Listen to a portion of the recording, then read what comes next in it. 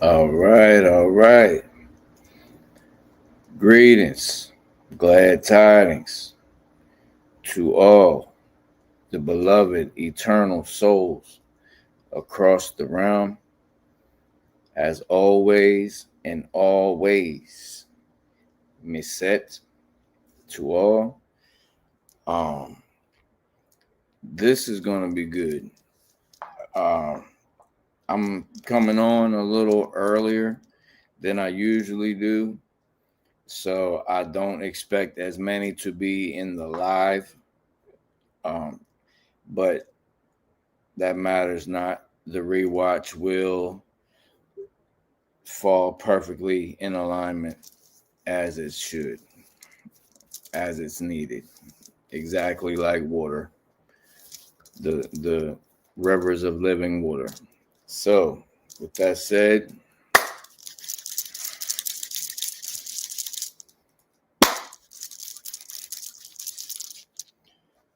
let's get some of that chi fired up. So, the title of this teaching is The 6 Root Races. Now,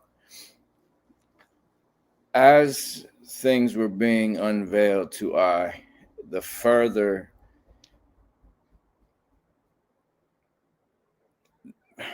the meditation went, the more I started realizing this is the truth is mirroring. I mean, we already know this. It's better said, the lie is really closely mirroring the truth. So with this whole starseed movement, right? They got you looking out there. Not you, beloved. Those that are engaged in that perception. They have them looking outward, external. Okay, that's just one ploy moving into the age of knowing, aka the age of Aquarius, the Aquarian age. We can go past all the zodiacs and all that and stuff, and it's the energy alignment of knowing. So, if we know this, they know this, what are they going to try to do? What is the enemy of knowing? One is beliving. That's the enemy. Beliving is like a spiritual this. It gives you just enough spirituality to stop you from getting the real thing. Okay, the original this, not the new ones, not the messengers that's giving messages to your actual DNA and replicating inorganic substances within your body, and your body is actually continuously reproducing basically wires within your arteries and veins and nervous system. So we're not talking about the new one, the Myrna ones, okay? The messenger ones. I'm talking about the original concept of giving you a little bit of the real thing so your body builds up antibodies to fight off so you don't get the real thing. Okay, flip that, invert it. Everything they do is inverted. So an easy allegory would be Christ and Antichrist. They inject you with just a little bit of the real Christ, but your body develops antibodies or Antichrist to fight off the real presence of the true Christ within, or the great spirit, the greatest of spirit. So you literally begin pushing away the truth of knowing to grasp onto the comfort of beliving. Everyone else is beliving. Everyone else is beliving in this. Let me lean, lay my head on your shoulder. It feels good. Quoting the Matrix movie. Even though I know this steak is not real, it tastes so good. It tastes so good, and I'd rather be in living deception. Just like that guy on the Matrix. That's what beliving is. So if we're coming into the age or the epoch, the epoch of knowing, we can remove the Aquarius and Aquarian and all that, because that's, that's pretty much Greco-Roman words and things. So we can even remove that. And we can just get right to the nitty-gritty. It's the alignment of what biblically is called the windows of heaven, the Shemaya, her illusion, that it's organic, okay? It is organic, but it's not all there is, and that's not what they're telling you. You think that's heaven? You think you're going up? Everyone wants to go up there, to the upper room, and it's the kingdom of, not even the kingdom, the realm, meaning the reality existing. A realm is the reality that you are currently inhabiting. The realm of heaven is within. So heaven is your highest God mind meant. All is mind. Where does mind come from? The womb, where organic minds begin. Okay? Therefore, only organic minds may ascend back to the true home.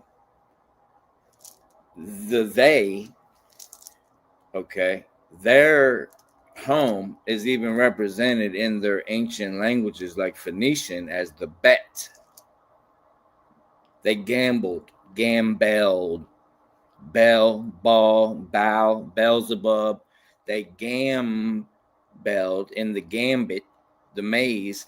The bet, the original bet, was a symbol that is a square spiral.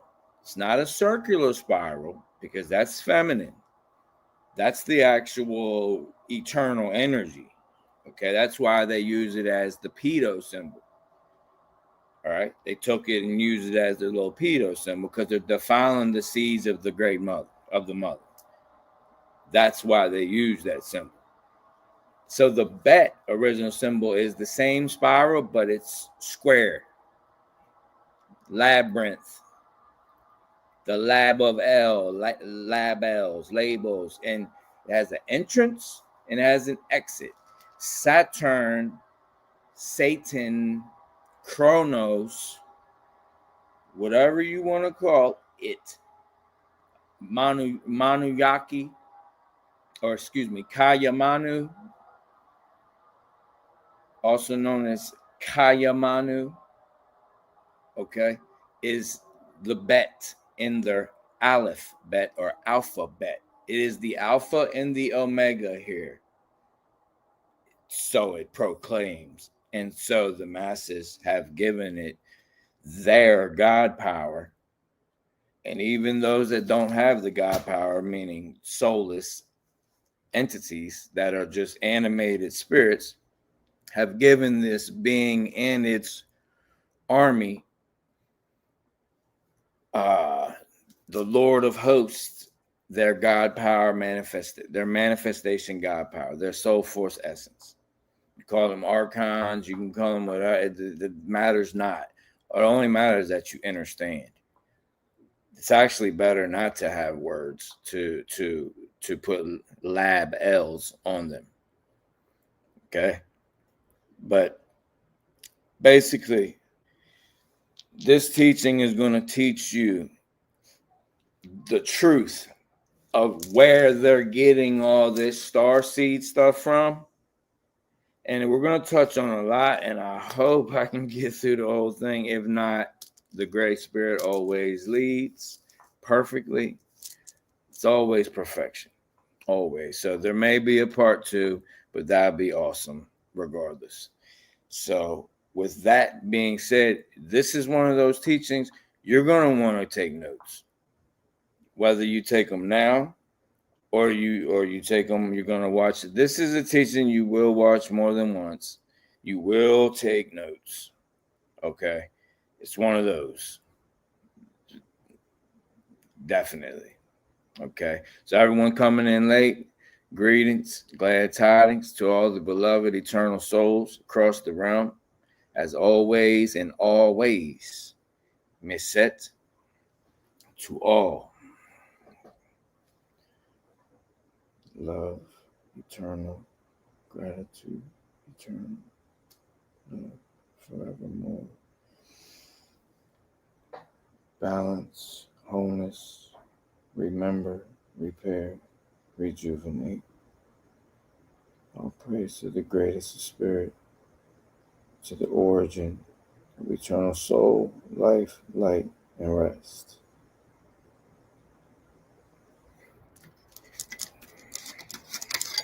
And love to all the ancestors.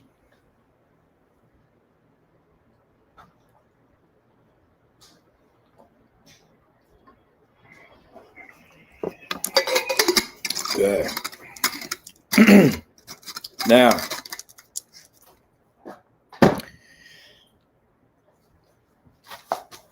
we're going to jump right in. Right now, there's 5 root races that are known. The 6th root race is in the making. They plan on having 7. This is in the Gnostic text as well, where John or Oannes is asking the Christ in the secret book of Oannes. Basically, I'm paraphrasing. What's the deal with Satan?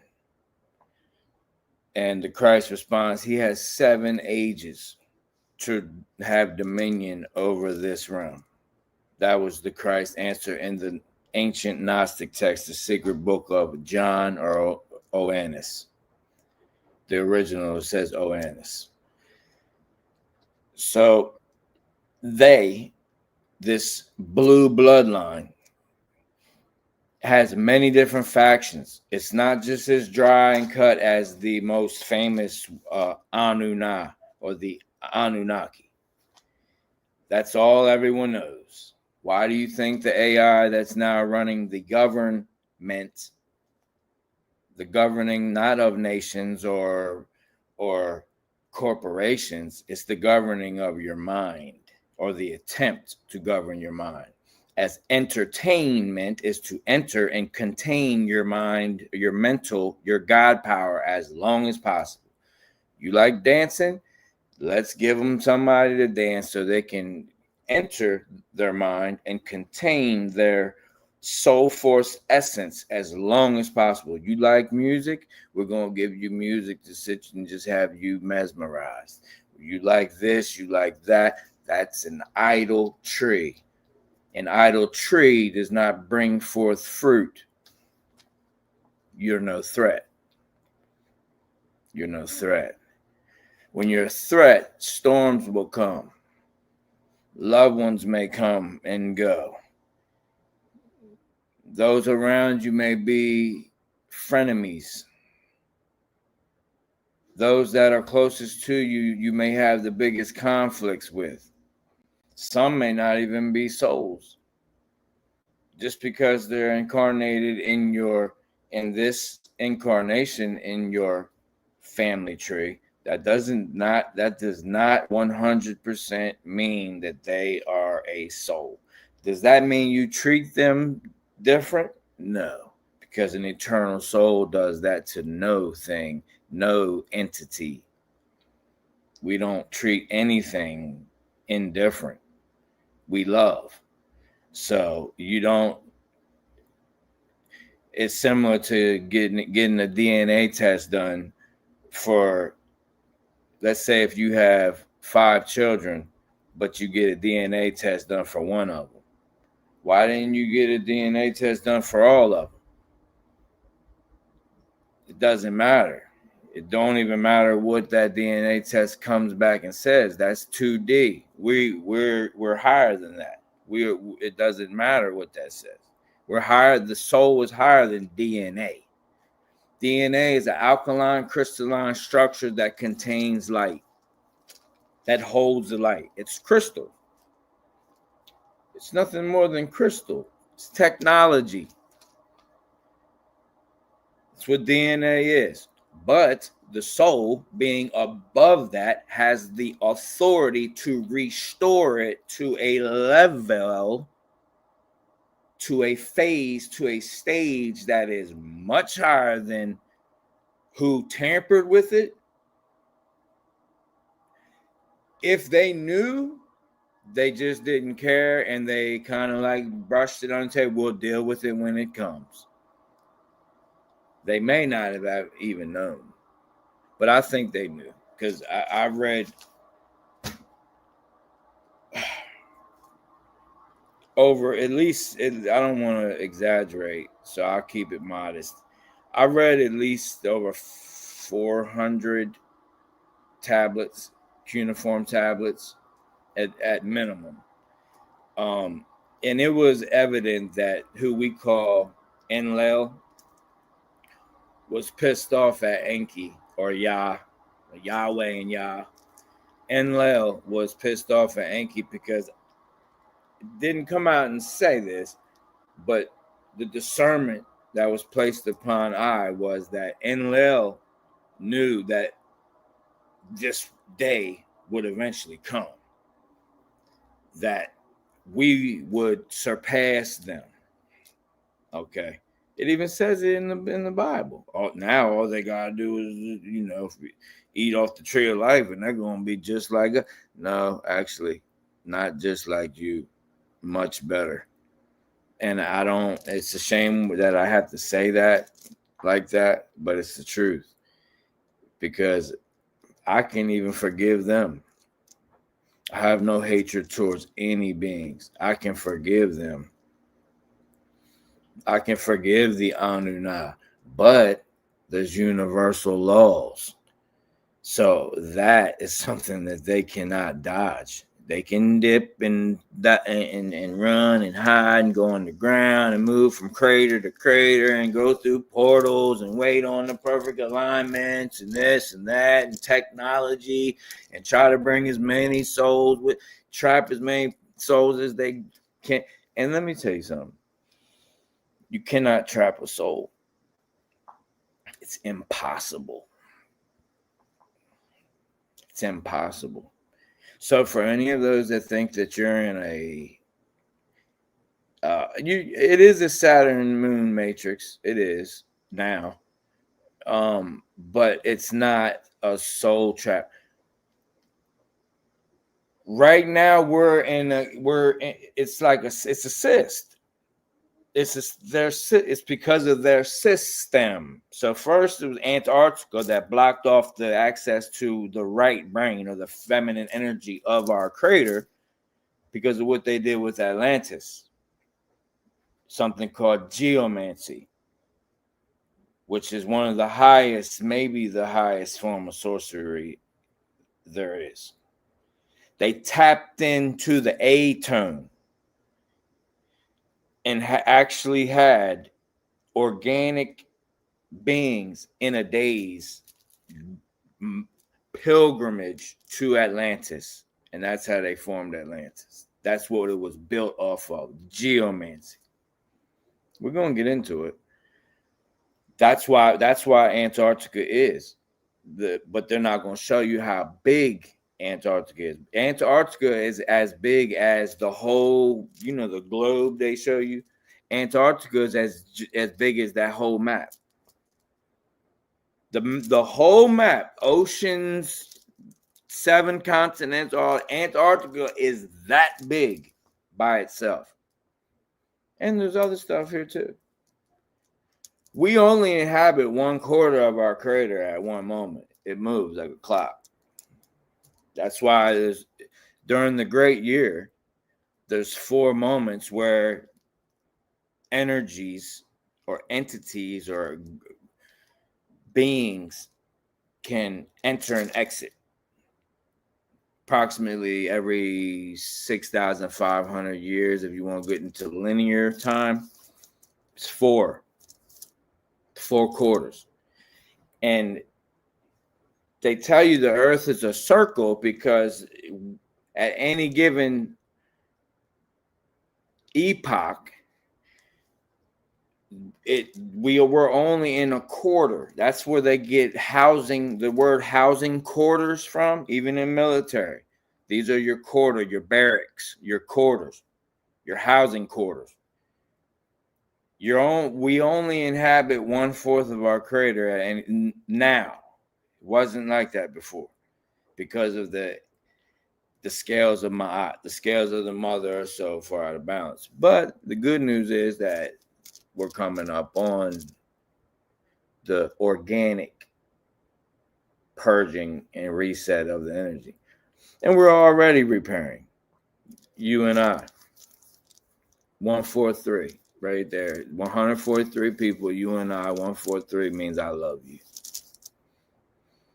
Confirmation. Even with this parasite technology. So, all right. So, what I'm about to share with you is information that even most 33-degree Freemasons do not know. The only ones, especially the York Rite, the speculative Masons, which most people say, oh, there's only 3 degrees. And that's, no, you don't have no clue what you're talking about. That shows that you don't know what you're talking about. And I say that humbly. I'm not belittling you. But there's only 3 degrees in the York Rite. Speculative. No, wrong. Some people say, oh, there's 360 degrees in the Scottish Rite. No, that's incorrect. That's incorrect as well. Okay. There's different titles above 33 degrees where you can get different titles, but as far as degrees, it's a reason stops at 33.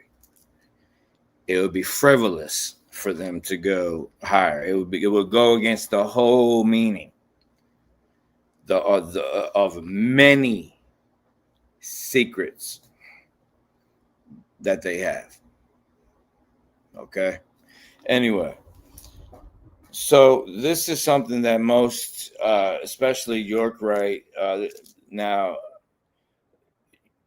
Scottish Rite 33 degrees, those that are actually running the L eats, the ones making sure that L eats, a lot of them know this. Okay. So the first root race, and when I say first epoch or epoch, I pronounce it epoch. That doesn't mean the beginning of time.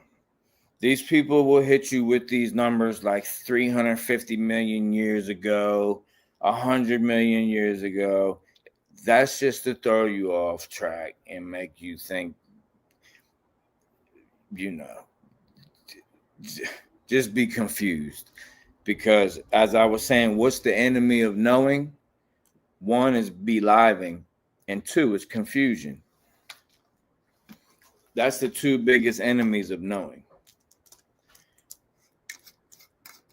And 3 is yourself, which would be duality, polarity.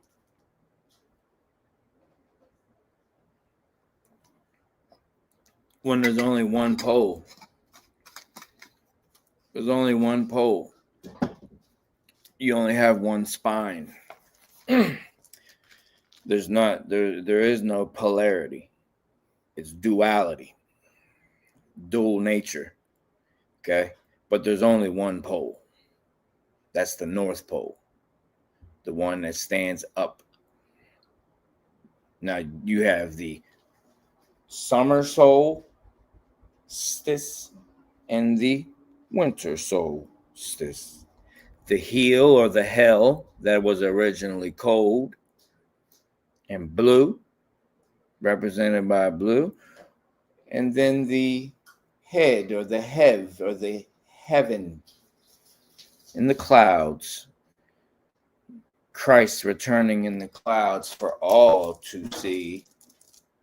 The head man, God man, the Rosh, Rosh,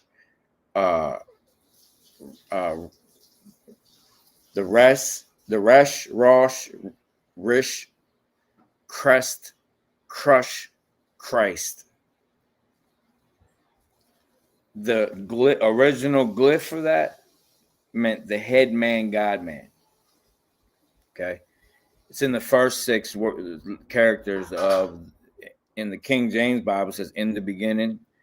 Well, in the beginning is one word, Bereshit. You put it out in English, it says be reset. So they're not telling you in the beginning of actual in the beginning. So that's what I want to be clear about right here. This is not the first of the first of the first. This is just going back to the most recent cycles, analemmas, apeps, apophis, the figure 8, stuck in time, basically. This is just going back the last 5 cycles, not to the very beginning. So the first root race we have is polarian. Okay, polarian. Now this is who the Kabbalah calls Adam Kadmon. Okay, Adam Kadmon. This is above the demiurge. This is above Sophia. That in the Gnostic text and all that. The Polarians existed as soul spirit beings, souls that emanated spirit, no physical bodies. Polarians. We were just talking about the pole. It's only one pole. Okay. That also ends up having to do with Cain, the Cain. Okay, but that's later. So the environment that these Polarians lived at is basically what we call the North Pole. Okay, Jacob's ladder.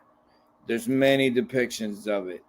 If the Norse mythology has, Nephilim, Midgard, Asgard, and all the different realms and everything. Well, it's told by so many different cultures.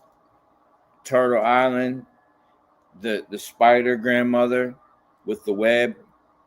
Okay, in the fake Hebrew language, it says Shemaya, which is really Phoenician. Her illusion. Okay, the Aztecs actually had it drawn together by strings. Okay, as in the book that I have written, I show how the constellations are chords, like guitar chords. And what it is a record. A chord is a vibration.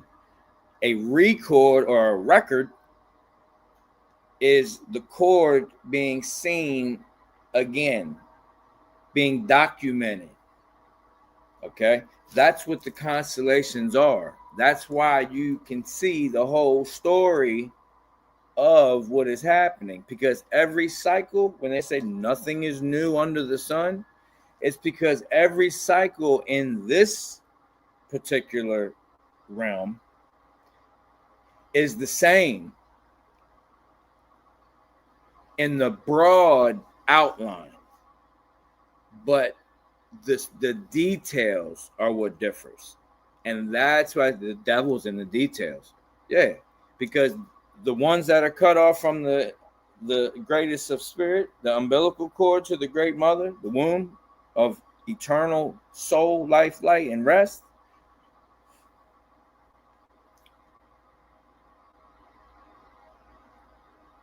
They're trying to change the outcome by changing small little details. That's what we call the Mandela or Mandela effect.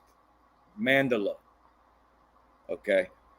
They're playing with time to try to change small details, just hoping that their sorcery will be enough that one of these cycles they can break. Hillary Clinton said it.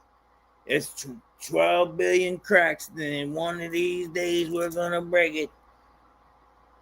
That's just one of many different angles they're taking.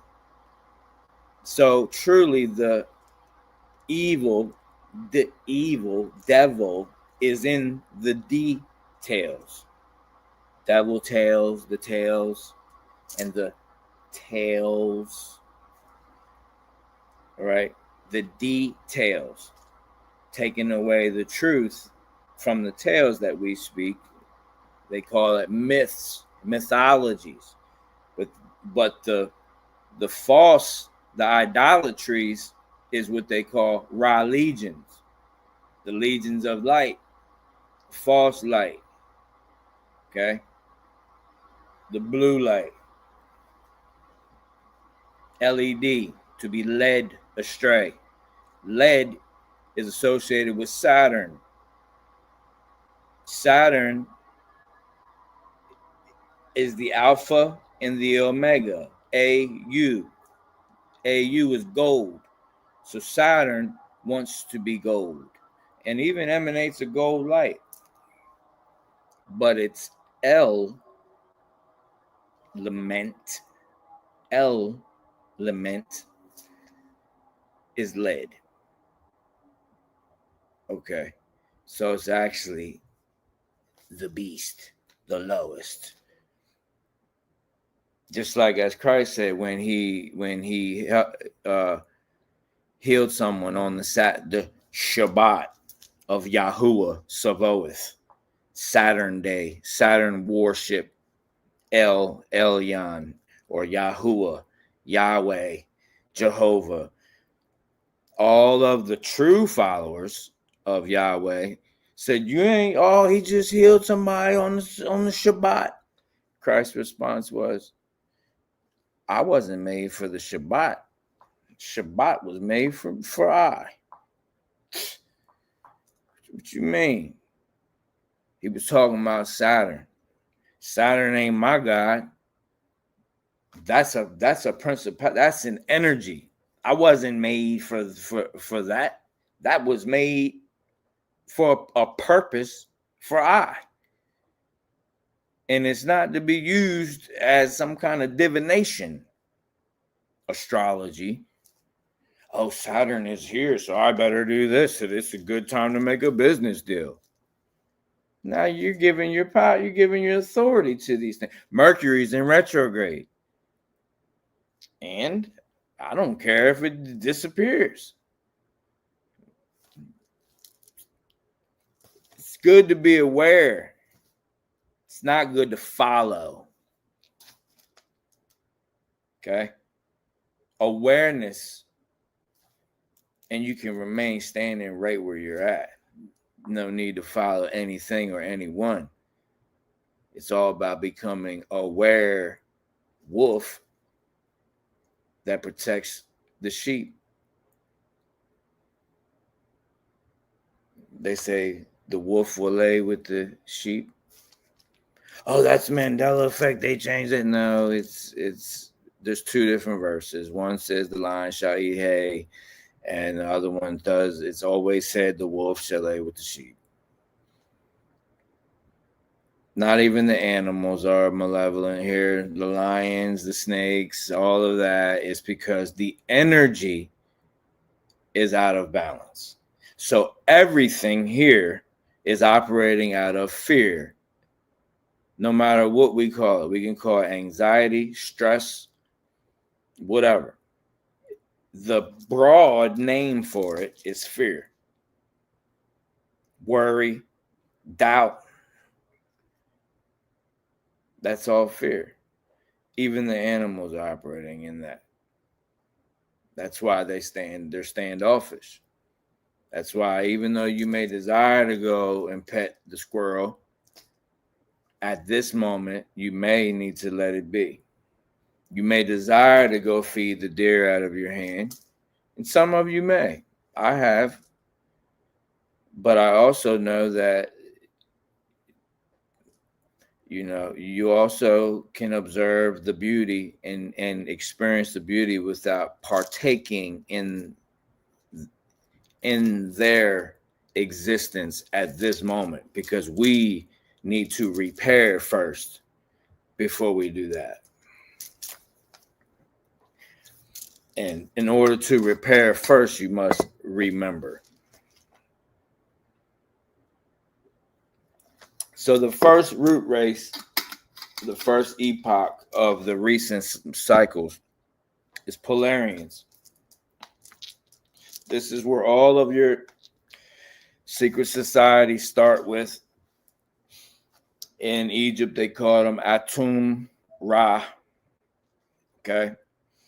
And in the Kabbalists or the Canaanites or the Hebrews, he's known as Adam Kadmon.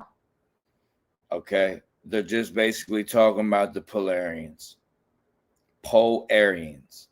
Aryans have to do with birds, wings, feathered serpents, plumed serpents. Anything Aryan has to do with high level consciousness. It has nothing to do with white skin and blue eyes. And we're going to break it all down. So polarians existed as soul, spirit. All right. Their environment was a contracting cloud, if you will. All right. Meaning, because they were so close to the triple black seed of the mother, the emanation, the North Pole, the real North Pole, the center point, that it comes back in right there. So it contracts, it comes back in right there. Instead of, it also expands there as well, comes out like a butterfly wings, but it comes back there too. Okay, so they existed in an environment like a cloud, like it's still there. Actually, you would call it the Aurora Borealis today. Okay, that cloud, but it was much more intense at this moment that I'm speaking of. But we will call it the Aurora Borealis. That's the cloud that's why even to this day, the ancestors say, when you see the Aurora Borealis, the purple and green, that's the ancestors that have passed on, that have been sticking around a little bit just to, maybe communicate or be around family members and things. But when you see that Aurora Borealis, that's actually them in their bodiless form ascending. Okay. So the polarians existed as soul spirit beings, and their environment was a contracting cosmic gaseous state. The closest thing I can explain it to you with is the Aurora Borealis. Basically, they were air. It was air. Okay. And that connects to why Enlil calls himself Lord of the Air. Okay. Because they know these things that are going to be unveiled to you now by the greatest of spirit. So while the polarians existed, the soul, our soul system, or the solar system, was being developed simultaneously, meaning they already existed, they were here, but things weren't all just made And then they came and it's like, okay, just run around here and explore and subdue the whole earth and yada yada yada, that whole biblical narrative. Okay. The plane of inertia here and the craters and all the energy signatures and the stars and everything and the wandering stars were still being developed simultaneously as the polarians existed here in soul spirit, light beings in a gaseous state, air. Okay. Adam Kadmon, Atum Ra, many different names across the realm. Now, so the soul, our soul system, which was natural, okay, was being, I don't like using the word system. So our soul environment was being developed simultaneously as the polarians were here, existed here. It was developing, evolving alongside them, as they were as well. And they are us, actually. If it isn't you, it's definitely your ancestors, without a doubt. Some of us may have or may have not been here at that particular epoch. Many of us were, because that is not your highest self, but that is a very, very high self. Okay. Not the highest form of existence of you, but it's pretty much as high as it gets here. So if you want to try to explain it physically, it was just all ethereal. That's the only thing that can come close to explaining it physically. It was ethereal matter. Okay. It wasn't physical matter. It was all etheric. All. Even while these planets, wandering stars, and energy signatures and everything was etheric. That is the womb of the Great Mother. That's why right now, that is the way I articulate the origin of our eternal soul, life, light, and rest, because it's the most accurate description that can be used at this moment. Now, reproduction, to bring another soul here. Okay, so there was reproduction with the first root race of, like I said, I'm not going to keep repeating it, but for anybody who's trickling in, of this, we're talking about just the most recent cycles, going back probably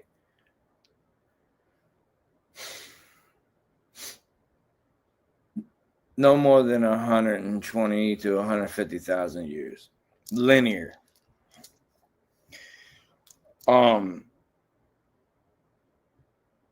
Reproduction was asexual. That's why all the secret societies and the elites, they love the hermaphrodite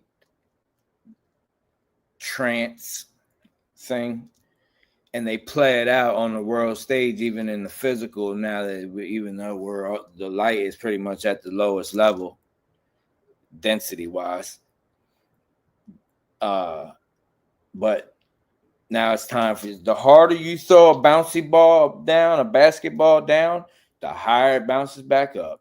And that's what has happened. They've thrown that ball down. They've thrown us down as hard as they could. Rub her. They done rubbed her the wrong way. And her seeds, they done threw that ball down all the way into the dirt. Boom! Age of Pisces is hitting the ground. Be living,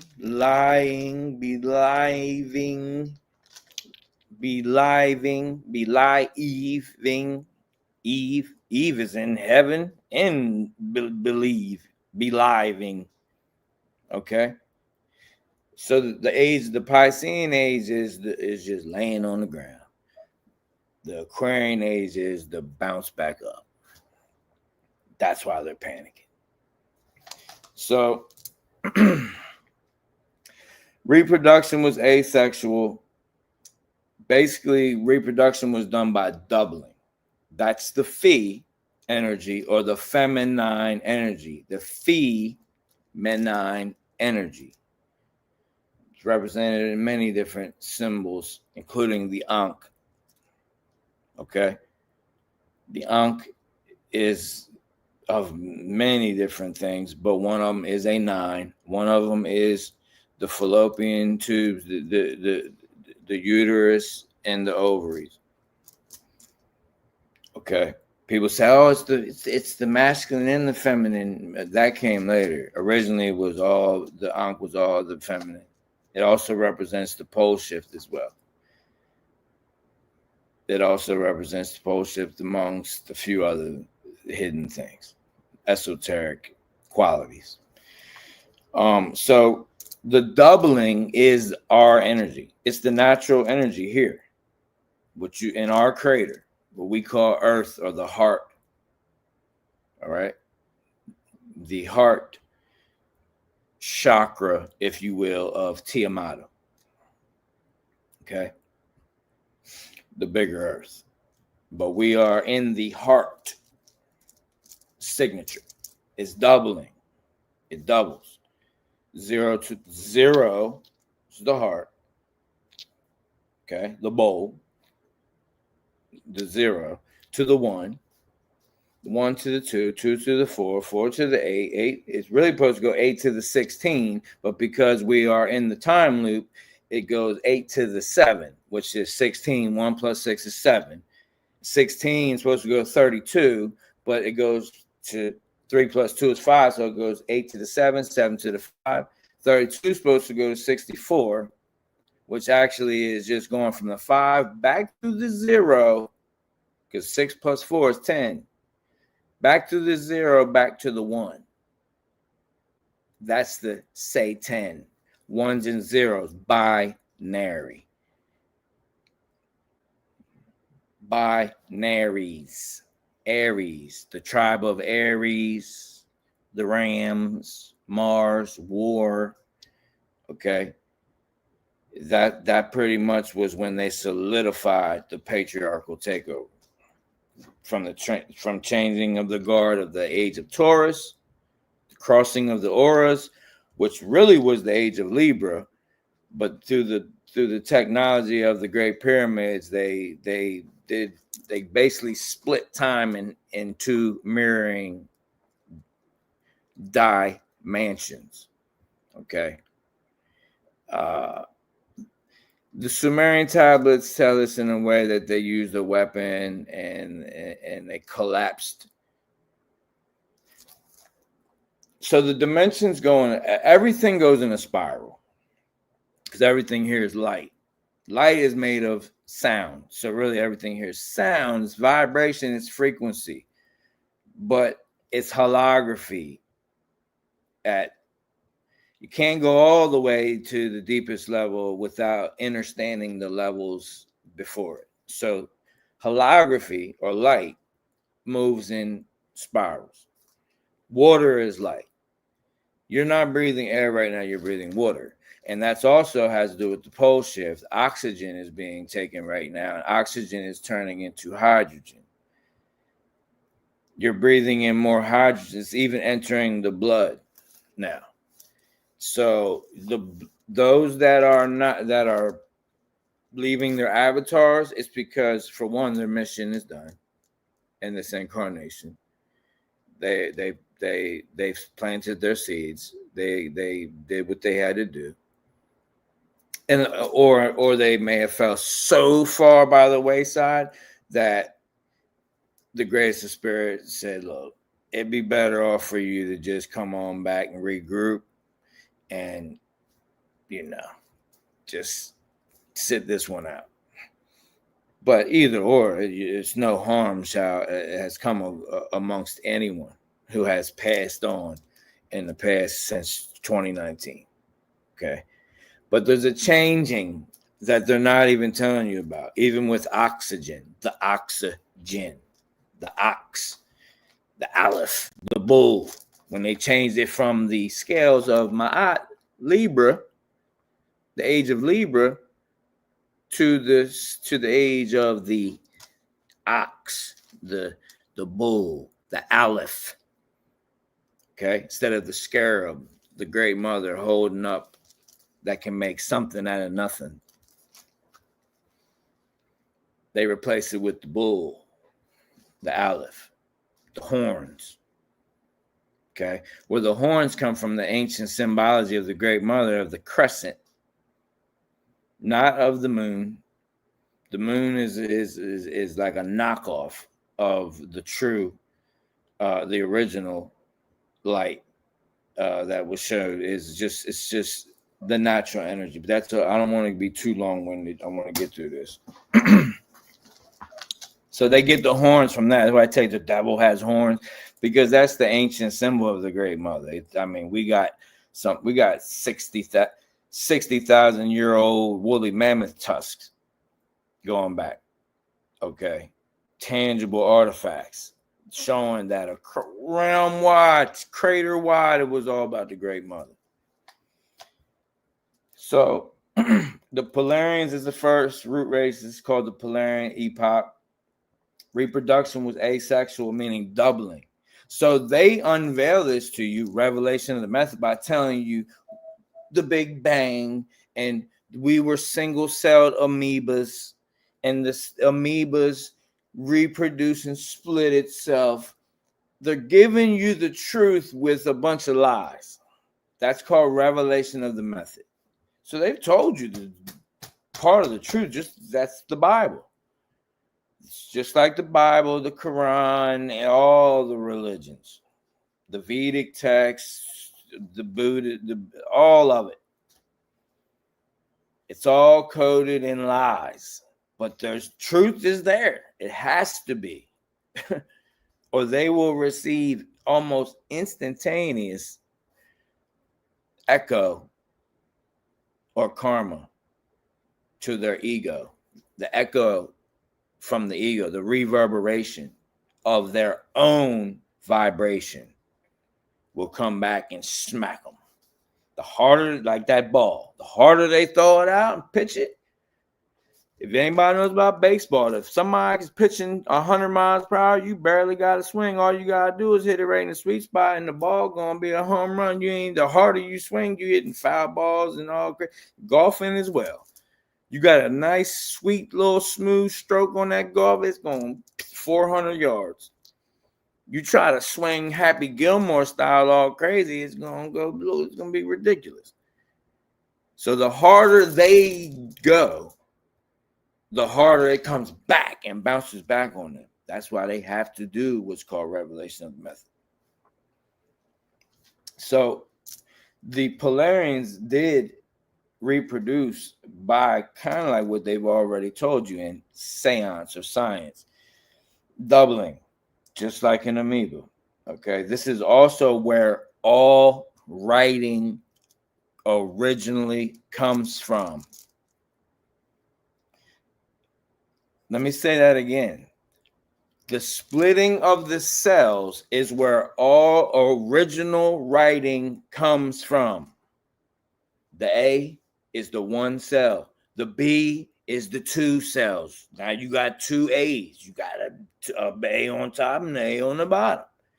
Okay, and then the way the C is, if you look at it, if I had a chart, I will show you the way that the cells move and they when they start splitting. Okay, but it goes on, and the last organic written language here was the Greek. Okay, the 24-letter Greek alphabet. See, the 2 to the 4 doubles. Now it's the 26. That's 1/3. That's the 33 degrees. The fallen angles, the fallen angel language, the angelish, English, the end gland. The end gland is where you excrete waste. So the language that we have now is excretion of waste that is actually reverse spell, lesser magic, reverse. It's not enough to bring too much on you if you just are a decent person. But even little things are enough to keep you stuck. And you don't know why. It's because you're literally casting lesser magic, small things, but enough to keep you stuck. You're wondering why you can't make the ends meet. Ends meet means 360. 3 plus 6 is 9, and the 0 is the womb. That's the 0. That's the circle. The Great Spirit, you can't make the ends meet. And lesser magic is a tool that they use to do that. It don't matter if it's a millimeter. As long as you don't get them ends to meet, you won't be whole. Mësët, love, balance, and wholeness be within you and all that you love. But it starts with you, beloved, and I. So, all original writing came from this. How original reproduction happened. So they started reproducing text or glyphs that is energy.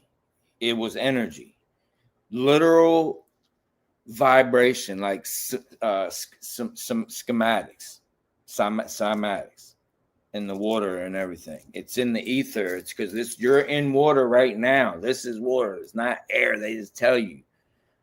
This is water world. Tiamata. It's just different phases of water. And water is light. Different phases of light. So really, you're in the light world. The holy books. Holography. Whole. Macro, meso, micro. Holography means you can find the truth in a microscope or a telescope. You're going to see the same thing. If you got the strongest telescope in the world or the strongest microscope in the world, you're going to see the same exact thing because it's holography. What's true in one itty bitty little piece of the hologram has to have the whole hologram in it. That's your cells. One cell has the whole universe in it, the whole galaxy. That's how you know who you are. That's how you know. You're not a construct of some kind of simulation. Your soul is eternal, and you have all. And it's so strong, even the whatever beings made man in their image still couldn't stop our soul force essence from being manifested everywhere. In all ways, in all ways. It's beautiful. They can't stop us. They can't stop us. They can't win. And it's not even about a winning or losing. That's just how they look at it. But they can't. They can't. And time is of no concern to us. We're eternal. So right now we're in a realm it's a cyst. It's put on the side. It's got a barrier around it called time. A firmament, a firm cap off on what your mental can do, what your God power can do. So even the ascended masters, they can't just 10 of them get together and break the firmament. Why is it still there? If there's all these ascended masters and wizards and sorcerers and and dark magic and black magic and this one and that one. Well, why are they still stuck?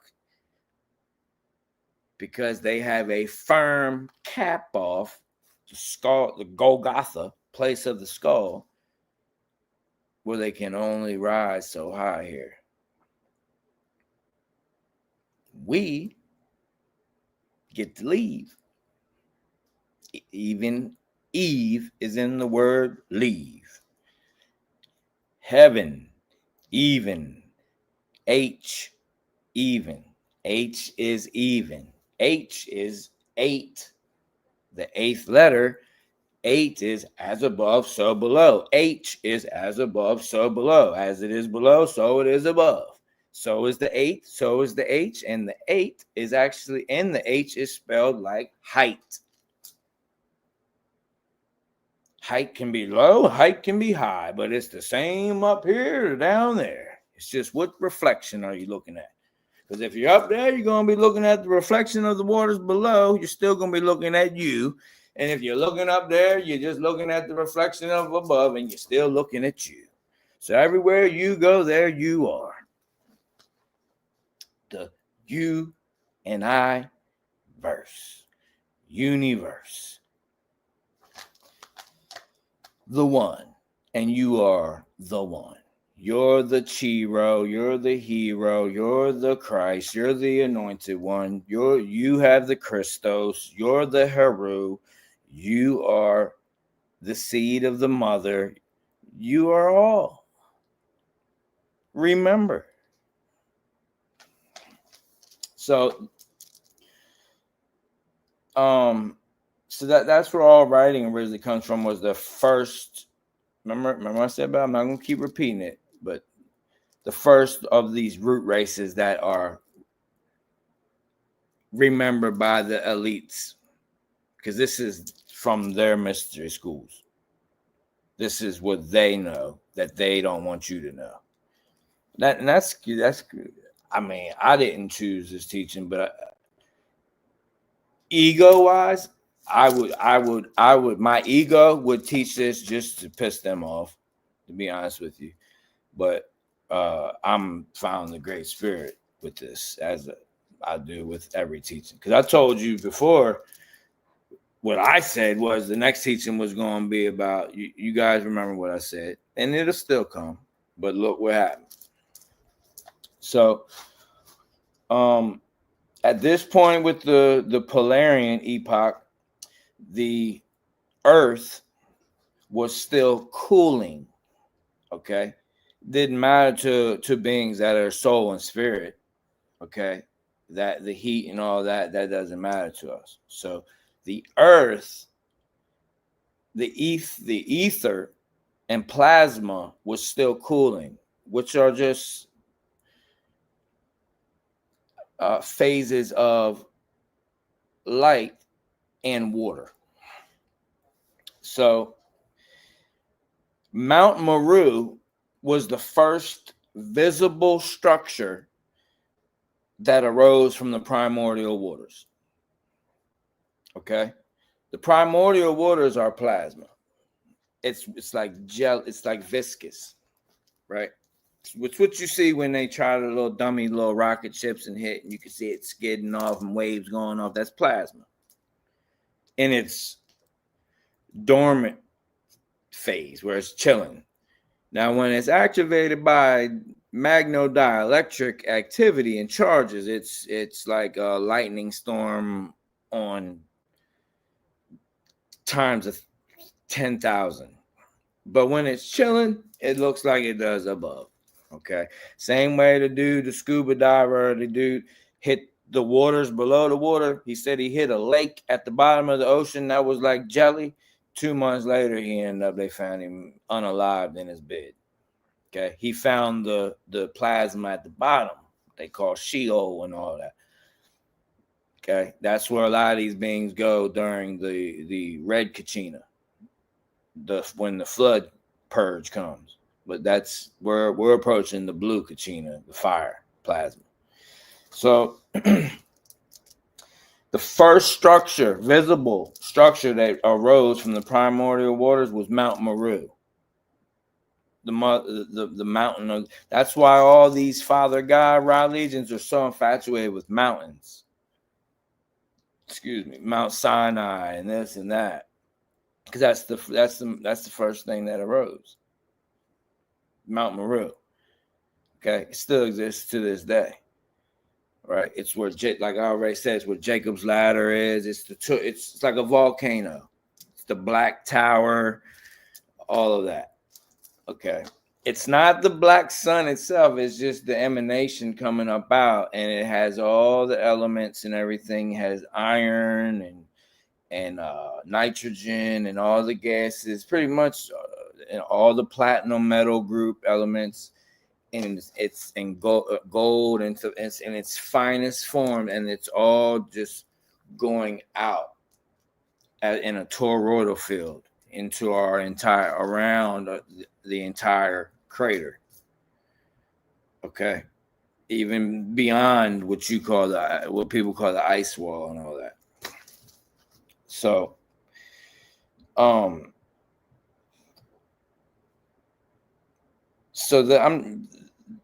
that's as much as I'm gonna get into with the Polarian epoch and the Polarian root race. But this is all documented. This stuff right here is what was documented in the Library of Alexandria in Tamara, aka Egypt. Tibet still has a lot of the scrolls that have this documented, and esoteric Buddhism actually has a lot of this in it. But to Westerners, it's going to be really hard for you to get a hold of a grasp of that. It would take quite an extended moment. Okay, so the second root race. A lot of you have seen the maps of this. There is no map of the Polarian existence because it was, like I said, Adam Kadmon, Atum Ra, and this and that. And now Atum Ra, the story in Egypt was that's who was the first being they saw on the mountain, on Mount Maru. So that's why Yahweh and all of them are so infatuated about being on top of the mountain, king of the hill, because this goes back further than than them being here.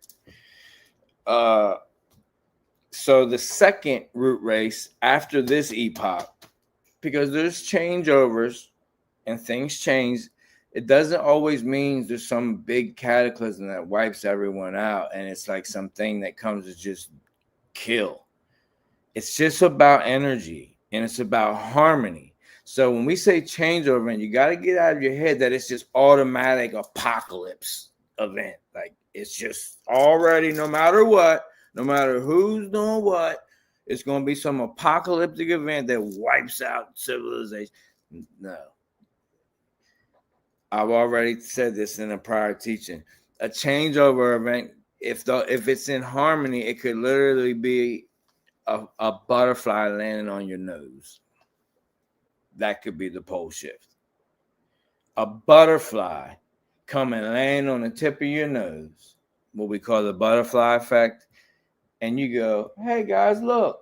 They look at you. You got a butterfly on your nose. They start laughing. They share the story. Then people laugh. And then they got something to say. And then it's the butterfly effect. And that's the pole shift. It literally goes that. Spreads across the entire realm. Of course, it's not going to be about the butterfly by the time it gets over there, but it's every action has an equal or opposite reaction. So a changeover, when the energies are balanced, they could be that. A butterfly could land on the tip of your nose. That's the pole shift. So when an epoch changes, that doesn't necessarily mean it was some big cataclysm. So the second root race is Hyperborean. You've seen the maps of Hyperborea. It's an X. Okay, this can be demonstrated with frequency as well. All right, X marks the spot. This is in the middle of our crater. It is at the pole, one pole, just like you have one spine. Okay, it's in the middle of our bowl, the pole, in the middle of the bowl. And when the A tone hits, it automatically makes an X. The four rivers that they tell you. They tell you it's the Tigris, Euphrates, and what's the other one? The Nile and the what's the other one? Tigris, Euphrates, Nile, and Jordan. Guys, let me use the bathroom real quick, just real fast.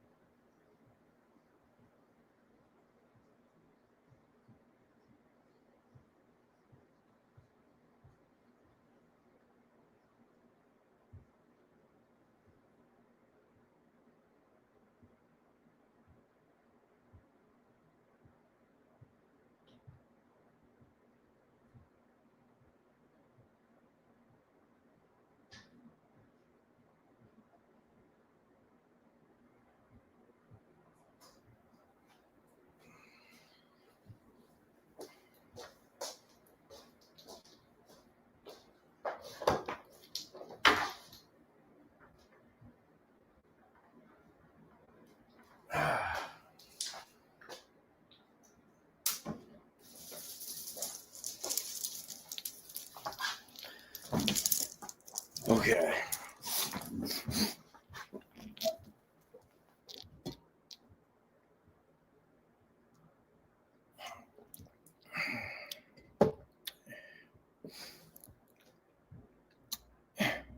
Thank you, Sister Gold. I appreciate that. You know, I never really will tell you guys to like and share and subscribe, but if you guys say in the comments, I do appreciate it. It doesn't go unseen, and I thank you for that. Gratitude.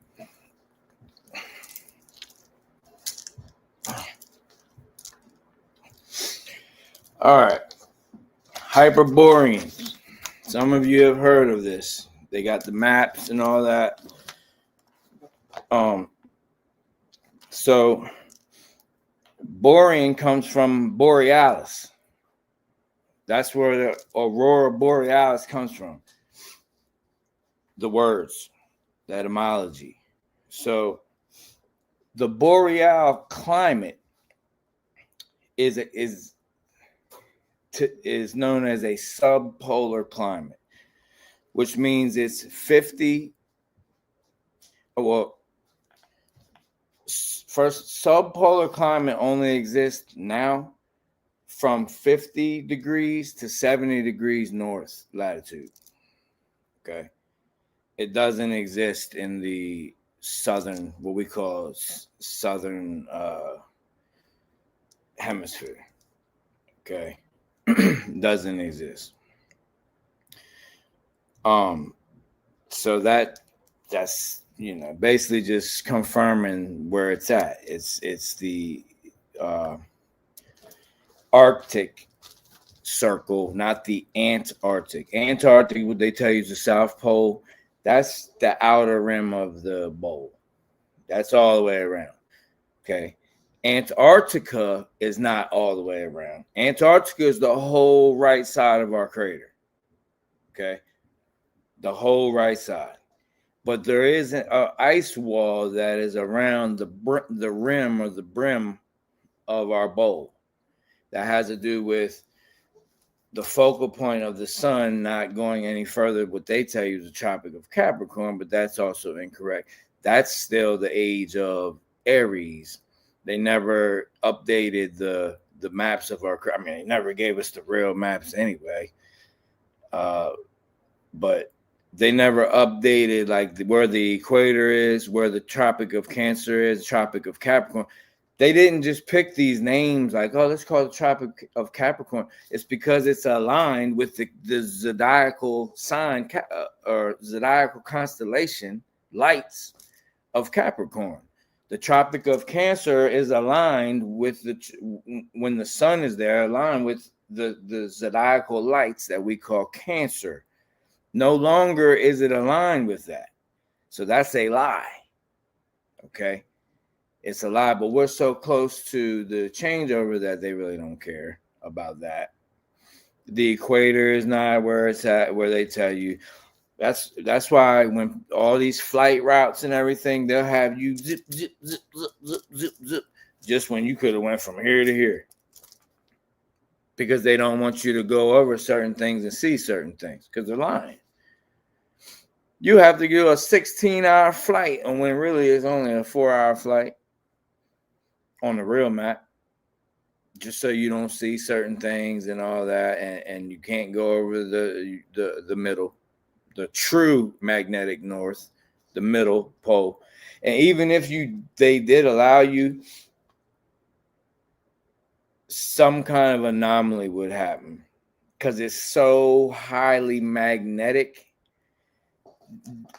magnodielectric activity there. It probably would either dematerialize the plane, or it would just suck you in. It would literally just suck you in. You'd disappear. You know, they practice things on, like how that one flight years ago, I can't remember the name of it, but them planes that disappear sometimes, they be sending them, they'll send them over just on purpose to see what happens. They like try something out. They think they got some kind of new breakthrough. They'll send a plane full of passengers over, Mount Maru, and just see what happens. And that's when, the whole flight disappeared. We don't know where it's at. And all that. Yeah, the Malaysian flight. That's one of them, Sister Michelle. So Hyperborean, there is a map for that. I would bring it up, but I just want to get through this because it's probably going to be a part 2.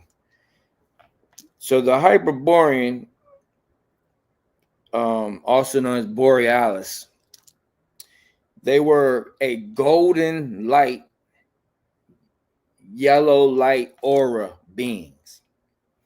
So the difference between that and polarian is soul and spirit, meaning you can emanate any light, any color. This is where all the mystery schools is. A lot of you may not be aware, like they tell you the certain rays. It's mystery schools of certain ray, of the emerald ray, the golden dawn, the order of the sapphire ray, this one, that one. It's all these different. When you get high up above 33 degree, Freemasons and all that, then you start getting into the order of the lights, or the rays. Okay, that's what is high. That's why I said it stops when it's 33 degrees, but it keeps going with titles and things and more mystery schools. So then you get into the order of the rays and the golden dawns and all that stuff. So the polarians could emanate anything they thought. They could instantly bring another soul in by splitting themselves.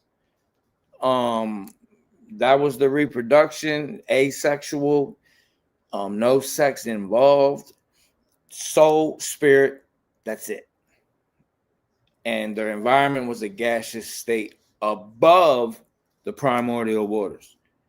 They literally got to watch Mount Maru come out of the waters, first visible thing. Simultaneously, while energy signatures and everything are being manifested on the plane of inertia and dimensions as well. Dimensions are just like radio stations. You have every dimension where you're at right now. All your ancestors and everybody can access right where you're at right now. The same thing as if a radio, you don't have to go to your neighbor's house to get on 101.7. Doesn't go by your address. You can switch your dial on your radio and pick up 101.7. You can pick up 101.9. You can pick 102.1. All of them are right there right now. That's the same thing with the dimensions. In my pater's house, there are many mansions. When they tell you the Christ is in the ocean, don't go. The fish will beat you there. When they tell you it's in the sky, don't go. Don't beat you there. Where it won't beat you. Where if they tell you the rate of 101.7 is over there at your neighbor's house, you gonna run over there? No, because you know that you can turn your dial to 101.7 and get the same radio station they're listening to. Same thing with dimensions. They're all right here, beloved. All 12. Every dimension has 12 overtones. That's 144 mansions right here. It would take you so many incarnations to experience even just all of that. Every overtone and different experiences in each overtone and each dimension and everything. We are eternal souls. And we so caught up in this one little vapor. Oh, the aliens, they said a mothership's coming in November and, and martial law. It's okay to be aware. Even I, at moments, will post some things to just make people aware. But don't dwell there. Don't make that where your treasure is, your dwelling place, your home. That makes you idle. Okay? It's okay to be aware. All right, so Hyperborean, they're golden yellow light aura beings said to be located where we now call northern Canada, Greenland, Iceland, northern Russia, would be like Siberia, Scandinavia, and Kamchatka. If you don't know what Kamchatka is, it's a 777 mile, no coincidences, 777 mile Russian. It's the furthest east part of Russia. It's a peninsula. And it's actually a primordial fish. And actually, it's where they get the story of Jonah. Matter of fact, I should bring it up. Hold on. This is one thing I will bring up and show you. Give me 1 second. Let me show you this.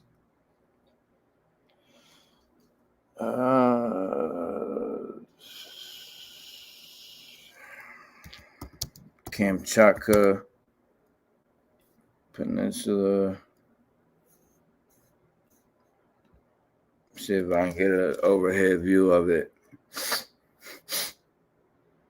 Oh man, they be really trying to like hide the real stuff, man.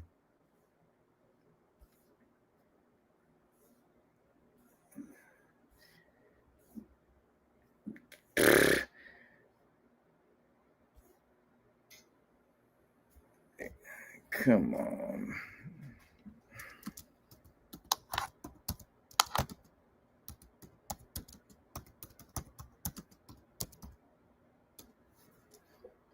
Okay, here we go. Maybe. Let me see.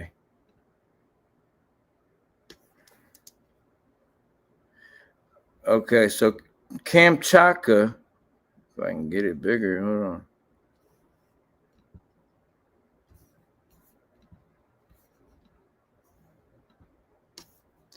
Dang it.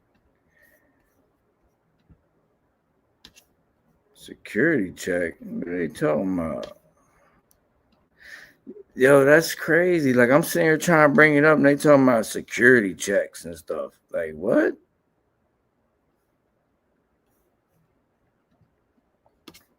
Wow.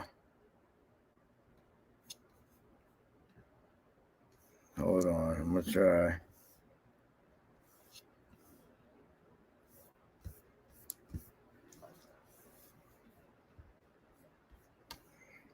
Bear with me, y'all.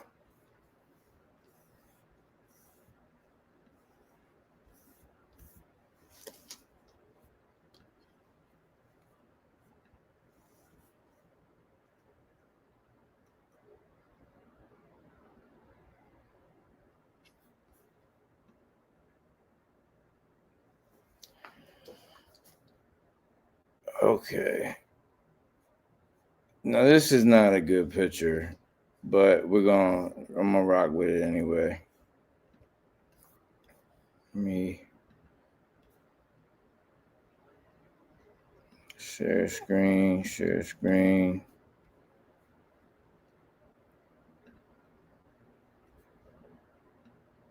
All right. Boom. All right, let me check the chat, make sure. All right, yeah, y'all see it? Can y'all see the picture? All right, cool. All right, check this out.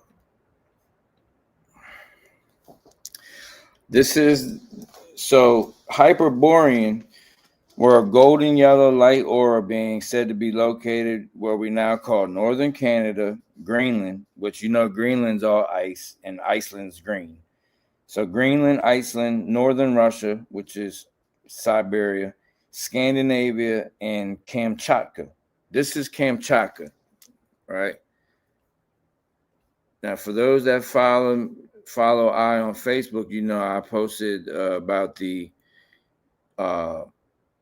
ancient primordial, basically mermaid. That is the west coast of Turtle Island or America, and that's why they know it's going to fall off into the ocean. It's not going to sink. It's just going to fall. It's going to split off.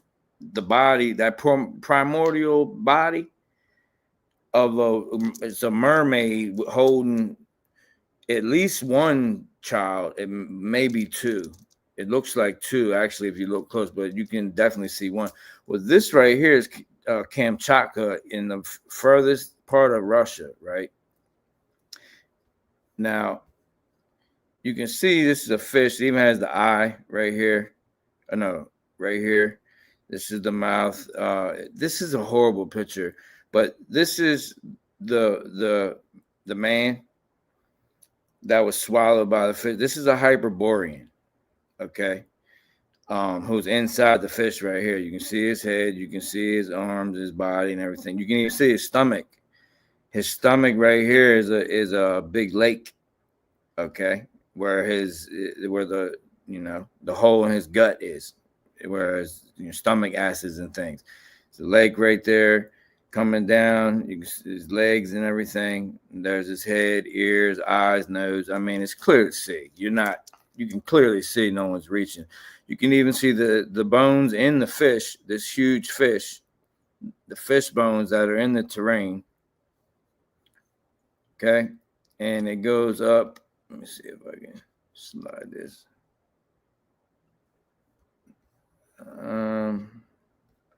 Yeah, it won't let me go up anymore, but it goes into a regular. You can see the fish tail a little bit right there. It goes into a fish tail. And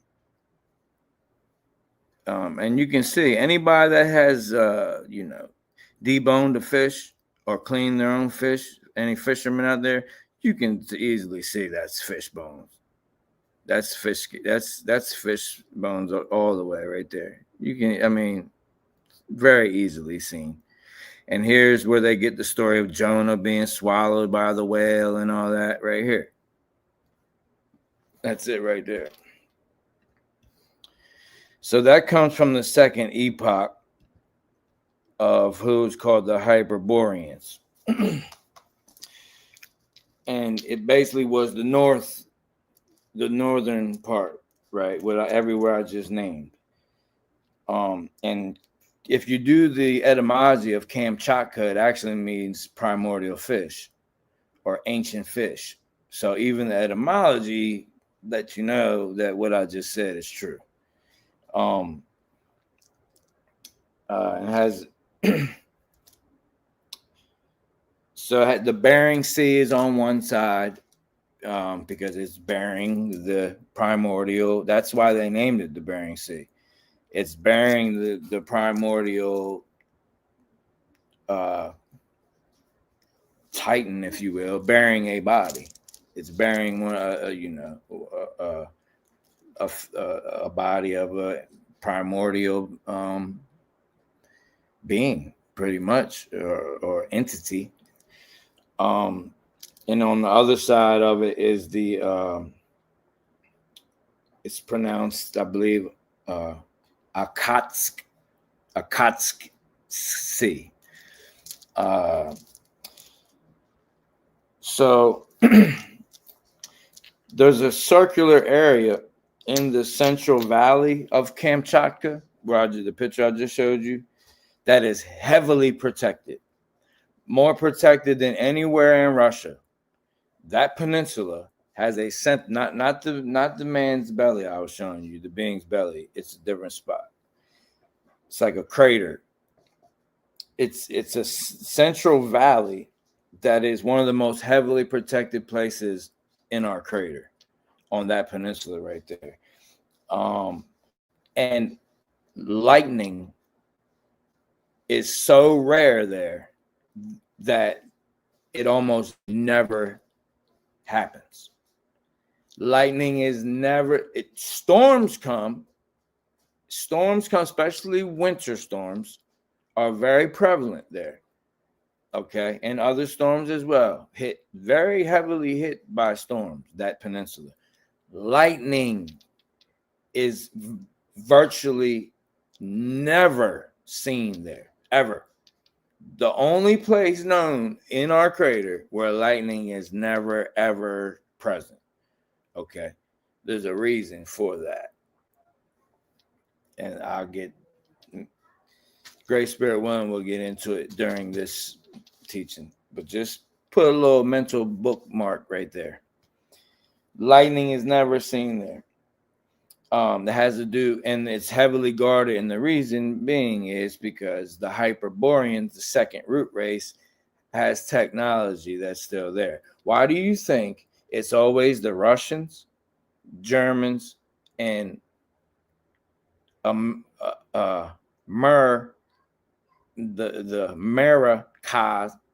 Americans that have the high technology? Okay, the high, like the you know, and then you could throw the Kayanese in there, you know, because that they're also stemmed off from the seeds of Cain.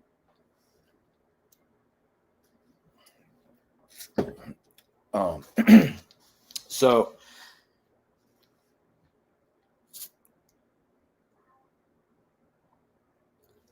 in that peninsula, it's considered a polar climate. A polar climate means it never goes past 50 degrees year long. Every month, it will never go above 50 degrees on that entire peninsula. That's polar. That's the definition of polar climate. And its latitude for the Hyperborean, you know how they say Tartaria was like realm wide. Well, Hyperborean, all these root races pretty much, except for the Polarians, were just right there in the middle. They existed in a whole different state, light beings. Okay, they weren't even. They was, you know, gas, the soul and spirit. You know, we're returning. But so the Hyperboreans existed between the latitude 60 to 90 degrees north and south. So the Hyperboreans actually existed. See, the Polarians was only north. That's why a lot of the zodiacal and what we call the zodiac today is all mainly about north, because that's kind of like where the furthest they can go back, you know. So when we make arguments about like 600 BC about the zodiac, that is just frivolous. It really is frivolous. But I mean, we're talking beyond time. So the Hyperboreans existed in the north and the south. All right. And you know the story of the 4 rivers and all that they put in the Bible. So the Bible is just an amalgamation of all of this, just thrown into a melting pot with nobody to truly decipher it and tell you the real deal. You think it's in chronological order. I mean, they just dumped it all in a pot and just makes it's gumbo. For those that don't know what gumbo is a dish served in the south of Turtle Island, mainly around Louisiana, Mississippi, where they just mix up a bunch of different stuff. It's good. It hits. Smacking. But they just mix up a bunch of different stuff. Vegetables, all these different vegetables, you know, broth. It's kind of like a thick stew. It's like a stew. But that's pretty much what the Bible is.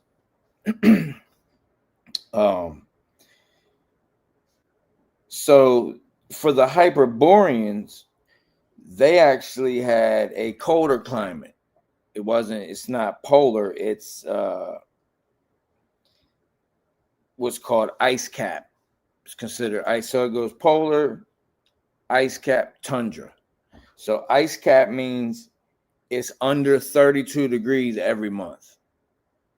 That means it never goes above 32 degrees. Okay.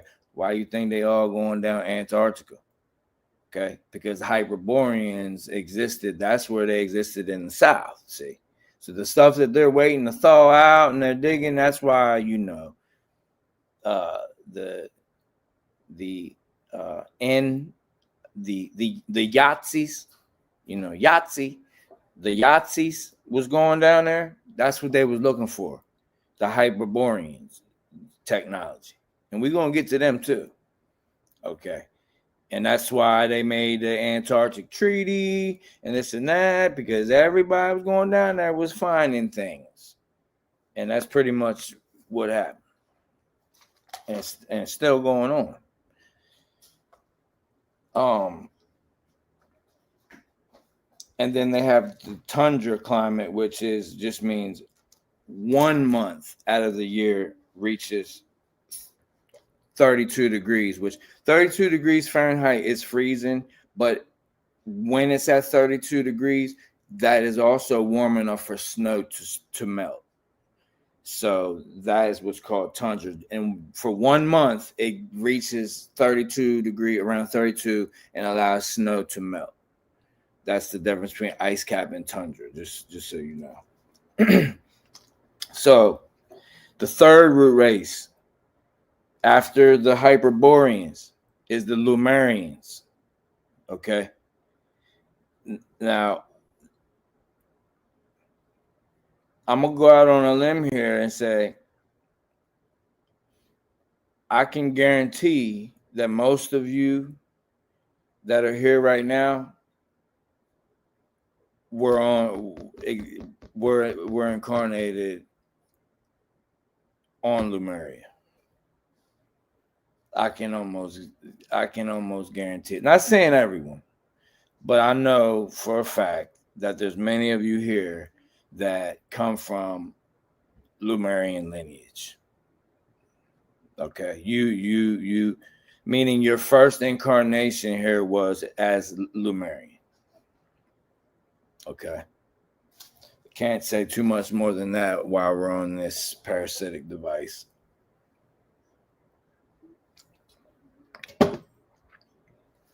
So Lemurian is to us that live there is actually, we called it Shamali. Shamali is what, and you know, they kind of took that and made it into like later on they took that and made like Shambhala and this and that and try to make like similar offshoots, but realm wide is known as Lemuria, but those that live incarnated, they're called as Shalmali. Okay, so Shalmalian. It's Lemuria was existed. Now we're part of it will be touching what is now known as the Indian Ocean, and part of it will be touching what's known as the South Pacific. That's where Lemuria landmass existed. It actually connected to Australia via a chain of islands. How Florida Keys are, how the Florida Keys kind of connect slowly to Florida and they're not that far. That's how Lemuria connected to Australia. Okay. It was like a chain of islands that, and actually New Guinea and Madagascar are remnants of Lemuria. They're leftover islands, part of that chain that went from the main continent of Lemuria to Australia. Okay.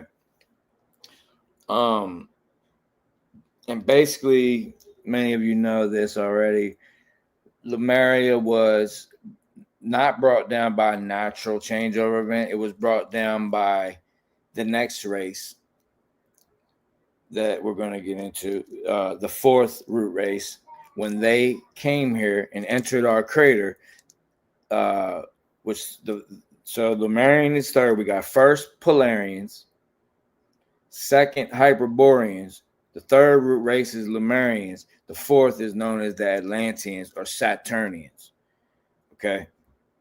When they entered, they basically used technology they triggered the volcanoes to erupt. Same thing they're trying to do now. Okay. This is the story in the Sumerian tablets about Nibiru too. As I said, the cycles don't change. It's a figure 8. The A tone doesn't change.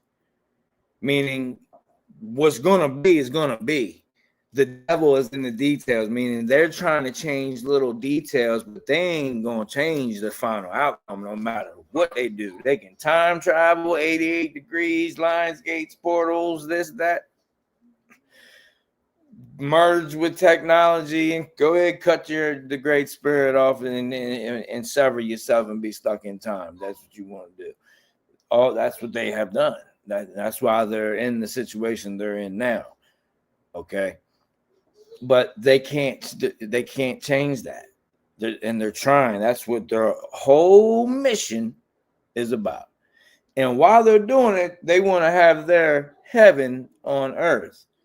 So that's the 1% who gets to fly around, don't gotta worry about working and go wherever they want and go see the most beautiful sights and here and there and live in the most biggest mansions and have the best cars and the ugliest souls, because I don't even want to say ugliest people physically, because that matters very little.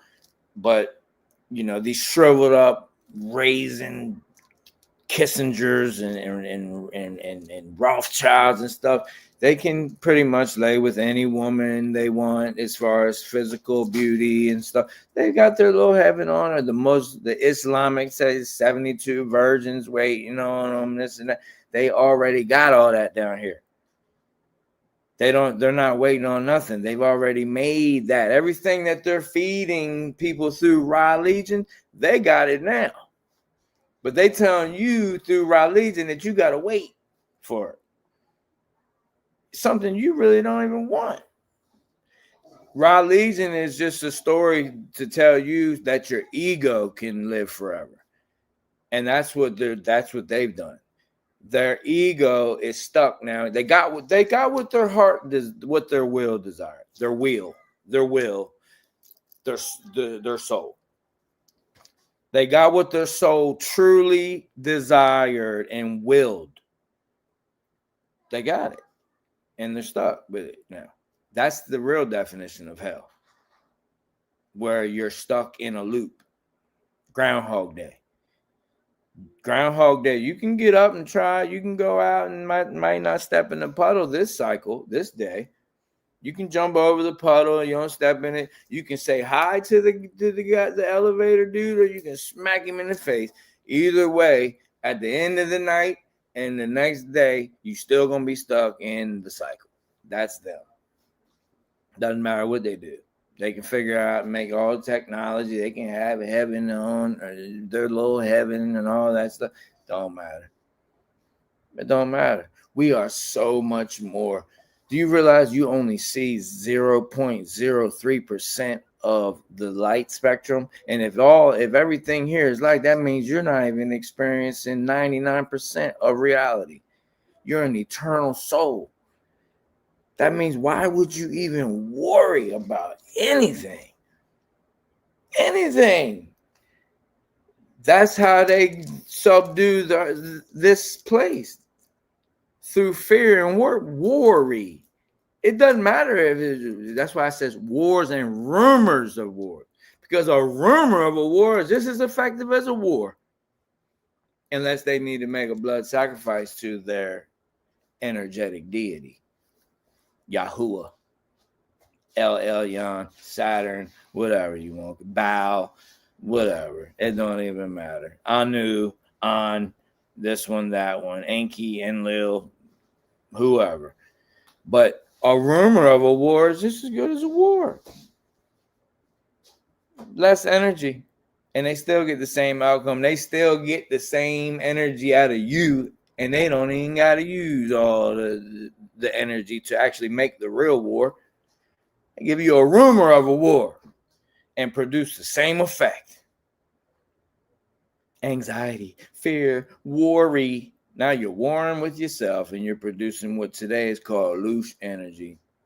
Friction, spiritual friction. They're eating off of it. You become their battery.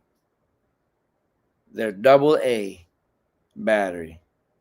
Their IXXI battery. 9/11. Joachim and Boaz. Cain and Abel. Cainable system. System. Enki and Enlil. Okay, so Lemurian, basically they use technology to erupt incessantly erupted volcanoes, and it produced liquefaction, and it didn't happen overnight. So everyone that was Lemurian bloodline was so tapped in to the organic energy. We already knew, especially the priest class, and because even though we talking about a higher level of consciousness, there's still those that exist that are a couple steps ahead of the majority. Not better than, but just a few steps ahead. Okay, it's just how it's meant. It's just how it is. So Lemurians, this is what they don't want you to know. Also, the epoch of Lemuria was when dinosaurs existed. So all the dinosaurs they tell you about 100 million years ago, and it was the third epoch. It was actually during the age or the epoch of Lemuria, and it wasn't dinosaurs. They were called dragons. Okay, dragons, and they're highly intelligent, and they can be benevolent or malevolent, just like a being. Okay, dragons were.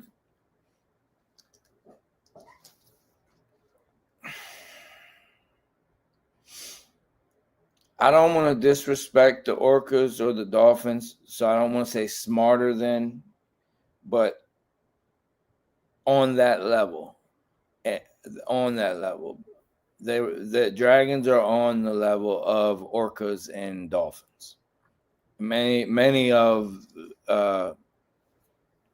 people don't really know how smart, how intelligent, wise orcas and dolphins truly are. I mean, it would blow your mind if you really knew. I mean, for real. But so dragons were along that level of intelligence, and we could communicate with them. So they being the Saturnians, feared us for that. This is also in the Sumerian tablets. It says the first Anuna that stepped foot in our crater was Alelu. Alelu was the king before Anu of the crater that we call Saturn today, but Lene, or you're told Nibiru, but Nibiru just means Nebharu. It's just the personal atmosphere. So Nibiru is not a dimension. It's not a planet.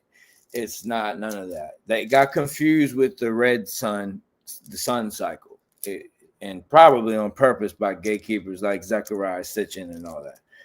Nibiru is not a place. It's an personal atmosphere. That's all it is. Nebharu, the crossing, and it really has to do with your pituitary gland, not the pineal gland. Okay, well, both, because the first eye is both, but so really we'll just say the first eye. Okay, so they were intimidated by the fact that we communicated with dragons. They show you this in things like the Game of Thrones and things. Okay, they show you the little bits of truth. All right, they couldn't do that. And it's documented clearly in the cuneiform that Alelu said the only thing that he feared when he came into our crater, now it was mistranslated as the word big serpent, giant serpent, but it was a dragon. They feared these dragons. And it go later on as thousands of years past, it's shown on the hieroglyphs in Egypt when Ra slays a pep. Okay, they're talking about the guardians of the primordial waters, which was the dragon in the air. They were guardians. Okay, and we actually spoke the same way that when you're in a dream, you don't have to be told everything. You just know. You can be in a dream and you know who's around you, you know, and then when you try to tell somebody, you tell them like they didn't, in my dream, the person didn't tell me this, but I knew this. That's how we used to communicate, through knowing and images. It was like uploads, and I would transfer it to you and you would know. That's why they tell you, like, when, you know, when you're young and they indoctrinate you with these ideas of heaven, and in heaven, there's no lies. Well, remember, the realm of heaven's within. So heaven is a frequency. It's a state of consciousness where it's not that lies can't be told. It's that they can't be. You cannot be deceived, because all you know is truth, because you are the truth and you have become 100% the truth. You're the truth.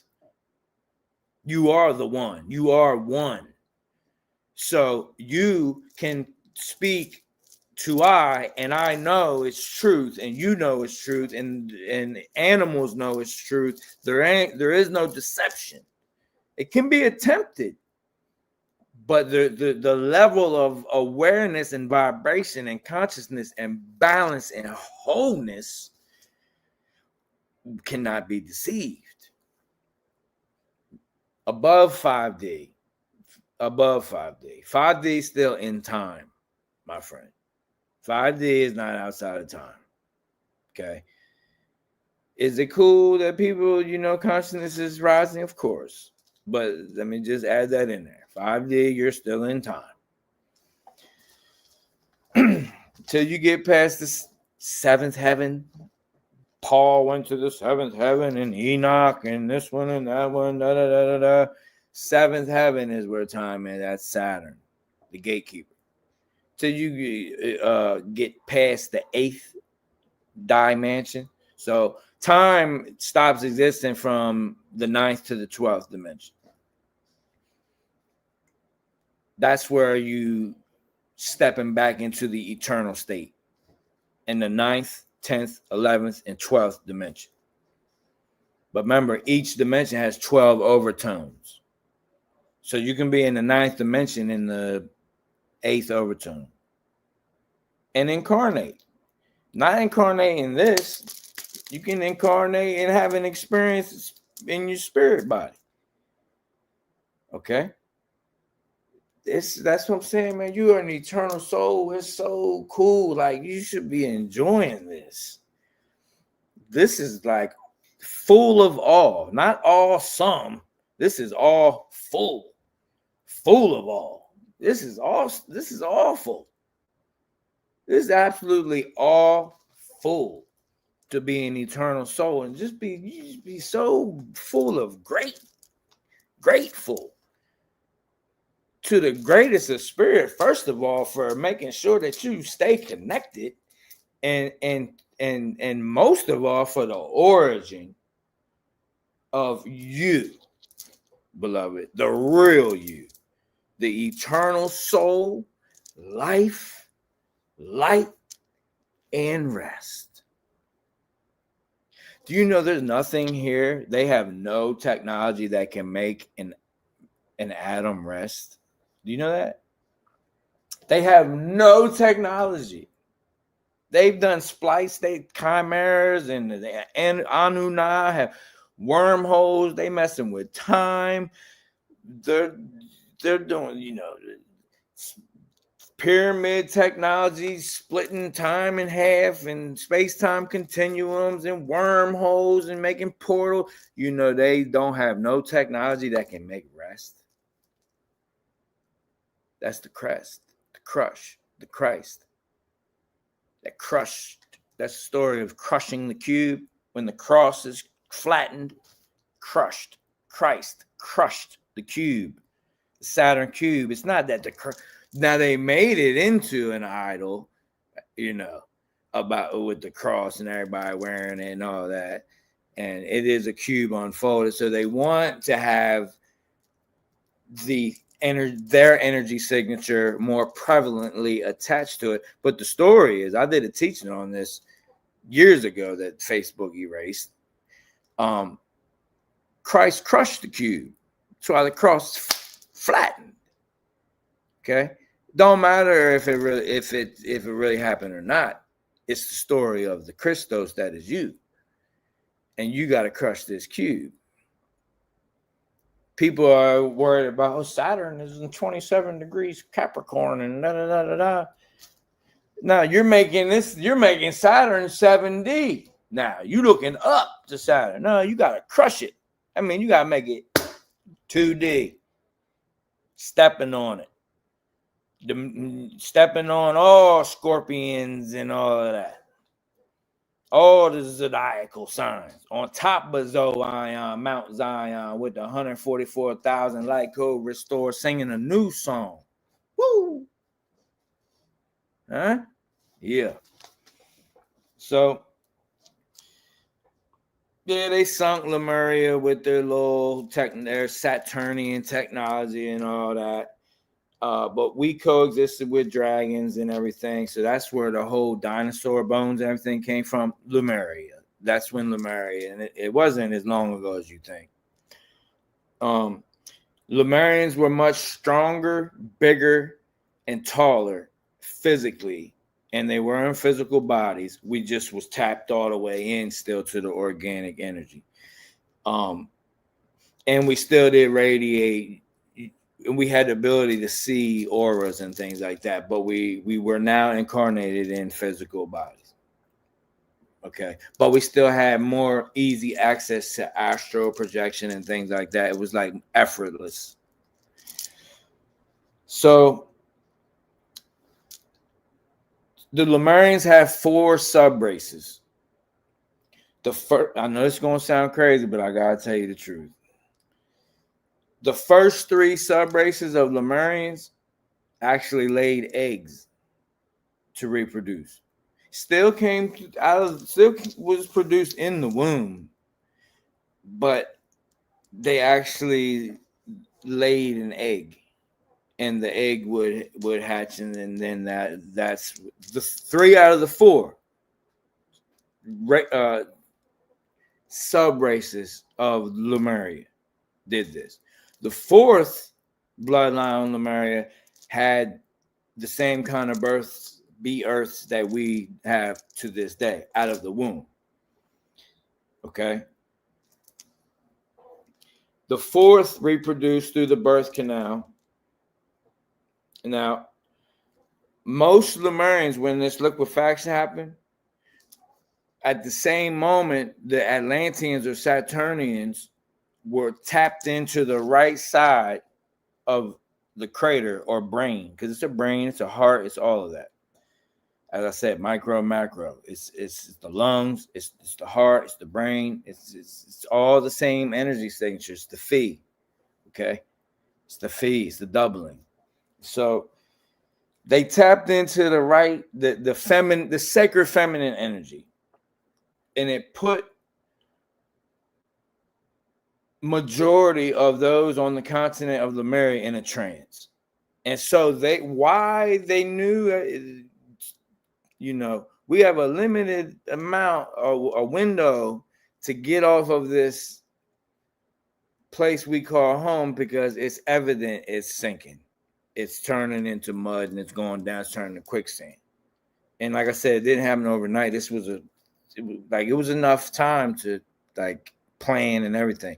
But the Saturnians engaged this technology that you really can't, not you, I'm pretty sure you can, but most can't fathom. And it put more than half, I say 75% of those on the Lemurian continent in a trance. And the trance was that they had to get to Atlantis. Rain, sleet, hail, snow, tidal wave, earthquake, volcanoes erupting. They got to get here. I got to go here. And they were drawn to Atlantis like bugs, like a moth to the flame. And that's how Atlantis got its population, by Lemurians that was no longer fully connected to the atom. They had been compromised. Their consciousness had been compromised. So those that didn't, about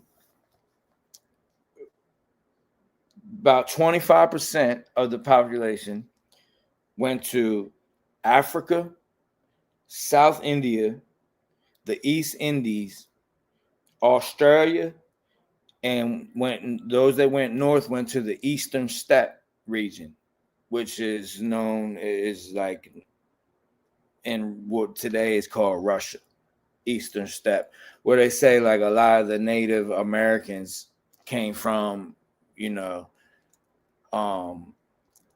the ice caps melted and the land bridge from Alaska to Russia and all that, the Eastern Steppe region is where a lot of the surviving Lemurians that didn't get compromised went north.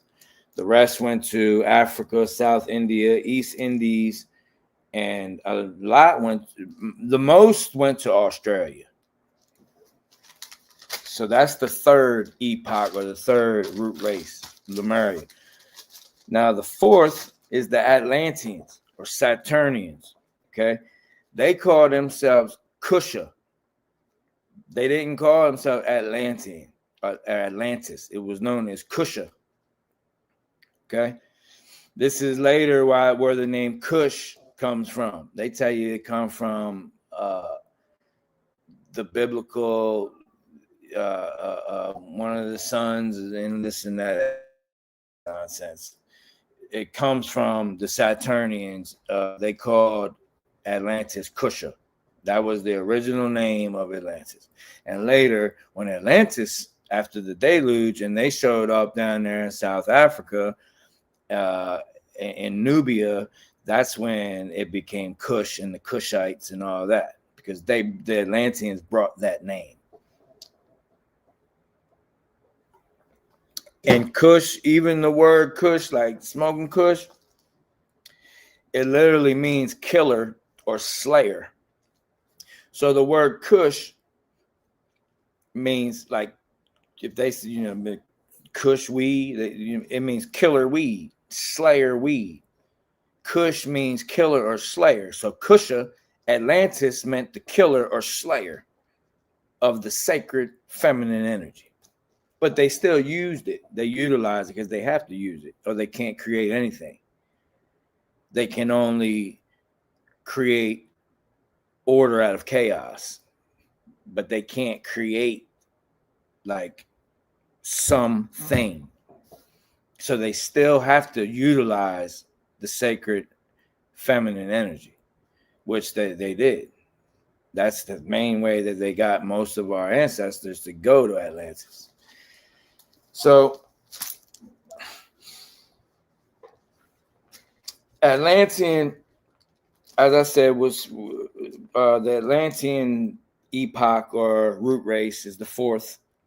It was formed mainly by the surviving Lemurians who had settled where today is called or inhabited by the people called the Ashanti. Okay. The Ashanti are the people who would most resemble the population of Atlantis to this day. If you're familiar with that, if not, you can look it up. The first Atlantean subrace was the seventh Lemurian subrace. So just to put things in perspective, how much more the Lemurians were tapped in. I told you the three races of the first three subraces of Lemuria, they actually reproduce through the womb, but lay an egg. Okay. The fourth subrace of Lemurians before this cataclysm had regular womb births. Okay. That was the first womb births on Earth, the Lemurians. Hyperboreans didn't, polarians didn't. Lemurians had the first womb births. All right, the fourth subrace, Lemurians. So by the time Atlantis had been really colonized, the first Atlantean subrace was actually the seventh Lemurian subrace or bloodline. So, and it was known as Chank Shusha Manu. I'm going to say that again for anybody taking notes. The seventh Lemurian subrace, which was the first Atlantean subrace, I ain't talking about the ones that started Atlantis. That was the Saturnians. Okay? The Anuna. All right? The first subrace that they had there was the seventh subrace of the Lemurian seed. They were known as the Chank Shusha Manu. This is also connected to Tuathide Danu or the Tuathide Danan, okay? Who the children of God or the children of the goddess Danu, who has to do with the Irish story. Now, if I have the moment, I'll get into that on this one. Great Spirit willing. If not, we're going to dive into the Tuathide Danan semi-deep, deeper than probably most of you have ever heard, even those of you that might be from Ireland or be Irish, of Irish descent. You will get the truth about the Tuathide Danan. Okay? Or Tuathide. So they were known as the Chank Shusha Manu. They have mongoloid features. Okay. Bronze skin, and over time, gradually evolving into the red-brown Amerindic color. Okay. The reddish-brown skin. You know, kind of like my daughter. It might not be able to see it well on here, but in real life, she's a reddish-brown. So it started, the Atlantean race started as more of a mongoloid looking features, bronze skin. You know how like the Hebrew Israelites, you know, they'll say like, you know, Jesus has hair white as wool and feet burnt bronze and all that stuff. Well, first of all, they're explaining when John was in the astral plane, he was in a dream state, for one. So they take it totally out of context. They leave out the part that his face was the sun. So, I mean, that whole explanation, like, well, it says right in the Bible, you know, he was black. He had feet like burnt bronze and his hair was white and wool. But I thought, precept upon precept, line upon line. If you read the story, John was dreaming. He was in a dream state. He was in the astral realm.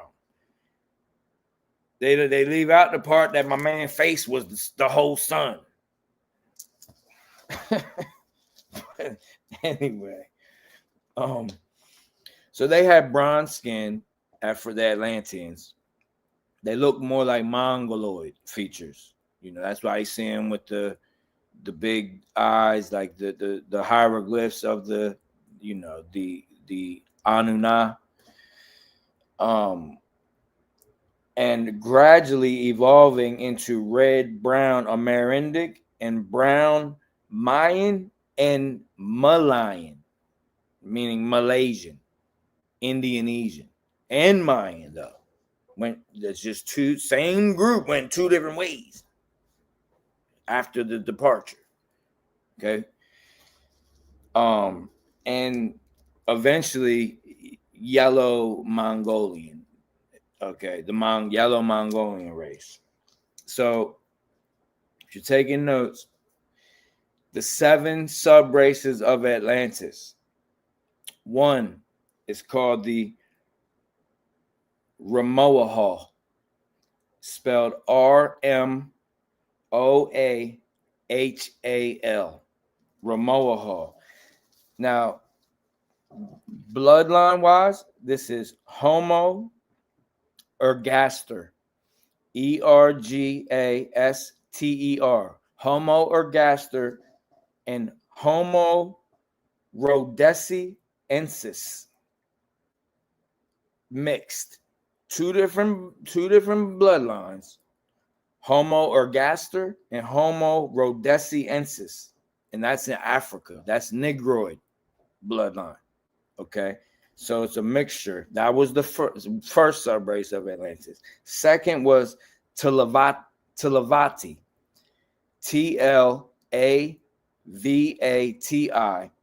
This is Homo rhodesiensis, same as I just said, from Africa. Just pure Homo rhodesiensis. It's a variant, but it was a variant that wasn't located. It was the Negroid bloodline, but it was outside of the continent of Africa. Okay, so that's specific detail. The third was Toltec. Many of you have heard of Toltec. Toltec is the bloodline Homo heidelbergensis, and at the same time, basically, the Toltec came to be at the same time that Homo rhodesiensis that I just said, that was a Negroid bloodline, but outside of Africa, began to lose their African qualities. Their features slowly began to change. They no longer had that. Yeah, they're from the continent of Africa. So at this time, the Toltec subrace of the Atlanteans began to rise up. Okay. Now, the fourth race was called the Turanians. Okay. Turanians are ancestors of both Neanderthals. Then people pronounce this different, but Denisovans or Denisovans, basically Mongolian is what it would be today. So the Turanians were Neanderthals and Mongolian mixed, and later they mixed with Toltecs as well. Okay, that was the fourth Atlantean subrace. The fifth was the Shemites. Today, who they call you is Semites, but they were known as Shemites or Phoenician, okay, or Canaanite later. But originally they were Shemites, and they were European Neanderthals. Now, European does not mean what today people say white color skin. That's not what it means. Okay, the masses are very ignorant. What you're getting right now is the real truth of our records, of the records of this realm. Okay, so the Shemites or the Shemitic people were European Neanderthals that were prone to hermaphrodite features, meaning for some reason they were very prone to be earthed with both genitalias. Okay, and this goes on later into Kemet or Tamara in Egypt, and that's Moses or Amenhotep IV was a Shemite, Shemitic. So the Semitic or Shemites, Shemitic people are those that have a specific genes that they're prone to being birthed with both genitalia. Now, they're around you and you don't even know it. They're not going to come out and tell you. There's people online that are teaching that you don't even know that have both. And that's the real Shemitic people. And it's not even what you think. They'll look just like somebody like myself. And it could look like anyone, any skin color. So that's the fifth subrace of the Saturnians or Atlanteans. The sixth is the Akkadians. Okay, the Akkadians are just West Asian Neanderthals. That's all the Akkadians are. They're West Asian Neanderthals. That's what the Akkadian bloodline is. Then you have the seventh and final root race of Atlantis or Kusha, which is Mongolian. And Mongolian is known as Denisovans or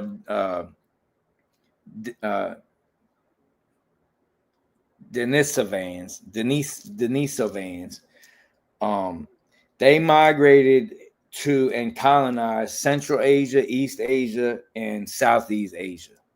So they basically took over all of Asia once the Deluge came. The seventh root race of Atlantis. So the descendants of Atlantis today are mainly Mongolian, Indonesian, or what you would call Malayan, Amerindic, and particularly the olive-skinned Mediterranean race. They have a green skin. This is where the story of Osiris or Osar or the Khazarian bloodline comes from. They are the survivors from Atlantis that went to the Mesopotamia and started in Sumer and presented themselves as Elohim, the Anunnaki, and they were an olive-skinned people. Okay, this is where the story of Osiris comes from. He's green. These people had a green look, literal green looking skin. Today it's dumbed down. You hear about olive skin people, you think something totally different. I'm talking about these people that look green. Okay. And what they are is they're a Toltec, Mongolian, and Neanderthal mix. That's what they are. Toltec, Mongolian, Neanderthal mix. They are highly technologically advanced. They're extensive to this day. Even when Atlantis existed, they had underwater aqueducts coming from each landmass in our crater that led to Atlantis. Underwater aqueducts that still exist to this day. Okay. And they would make the entry points on mountains, lakes and mountains. Okay. Lake Titicaca is one. Now today we call them portals and things, when actually it's technology. It's literal technology. It's aqueduct technology. Okay. So there is, you could technically say portals, but it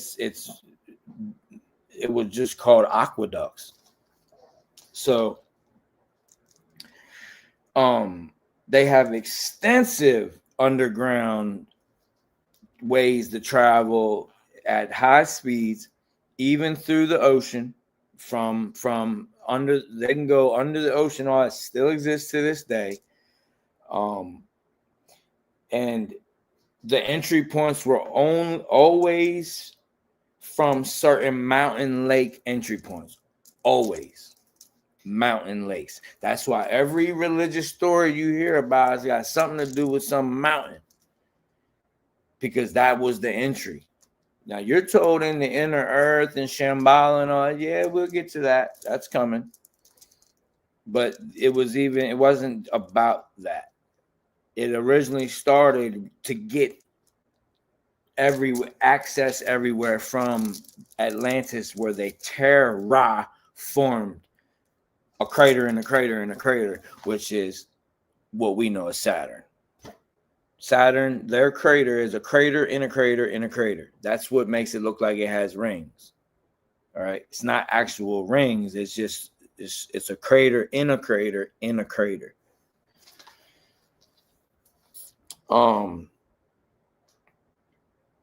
They also had airships that fit 2 to 8 people. The Atlanteans were the first that we know, going back 80,000 years, they were the first to ever make military technology, ever. The Atlanteans, out of all the races that was here, unless it's something that's millions of years ago, on linear time, the Atlanteans were the first to develop military tech and organized warfare. This is the Anunnaki. This is the Saturnians. It's a whole new race of beings that came here. They're not like the Polarians. They're not like the Hyperboreans. They're not like the Lemurians. It's a whole different people from a whole different crater. Okay? Homo Anunnaki. They're humanoid, but they're not us. They look like us, but they're not us. Blue bloods. 369 nature signs, energy signatures. We have the phi, the doubling. They have the 1/3. That's the story, the allegory of the 1/3 of the fallen angels. They're trying to tell you the story in a way that hoping, the ancestors are hoping maybe it'll click for you. But they hijacked it so much that they made it almost unclickable, to the point where now we're close to this purging. So certain people are going to remember and repair and spark something in you. So the same thing happens to you, and a domino effect, the butterfly effect. occurs. So yeah, they were the first to develop military tech, organized warfare, war airships that we call UFOs today, poison gases we call viruses today. There's no such thing as a natural virus. They made Atlanteans, Saturnians made viruses. Okay, Sumerian tablets, they're called poison gases. No, it's viruses that they put in the air.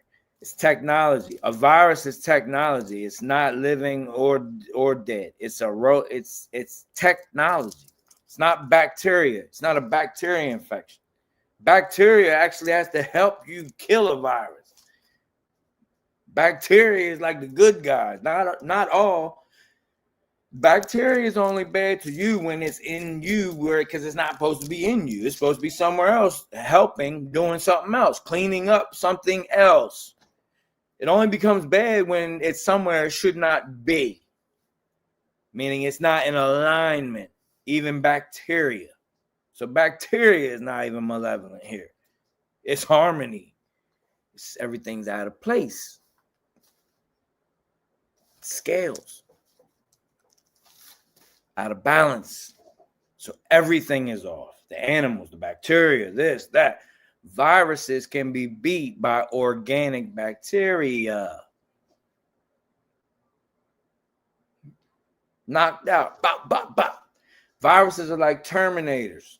They're not natural.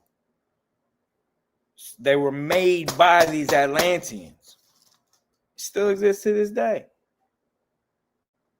They just be bringing them back out. What are you? They're down in Antarctica, literally looking for old viruses.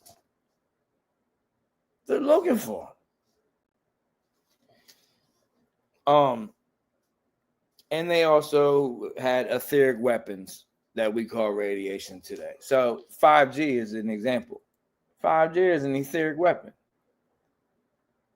Low level, subtle. It's just enough so you don't rebel. You don't revolt. It has to be subtle. Because if you could really, your skin boiling up and stuff, oh yeah, then it's going to cause mass hysteria. They don't want that. It has to be subtle. So 5G is an etheric weapon. It's patented by DOD, Department of Defense. It's an etheric weapon. Has nothing to do with your phone. Download speed. My Wi-Fi now is worse than it was 5-6 years ago. Better 6 years ago than it is now. Sucks now. It should be free everywhere. It sucks. Cell phone service sucks. Everything sucks. We got the worst. We've been downgraded, and we but I mean, a lot of us are too. I mean, I wouldn't be on here right now, you know. But hey, you gotta be honest. So, getting into the Toltecs. The Toltecs, as I told you, who colonized all of Asia, the Mongolians. The Toltecs colonized all of North America, Turtle Island, and South America. The Toltecs are Atlantean bloodline. Let someone else tell it. Oh, they're benevolent. They're all good, man. They just, they're just from Africa and this and that. And they're, we're the Toltec bloodline. This and that. If you only knew what you're saying. Toltecs are the ones that had the Mayans make something like the Egyptian pyramids and literally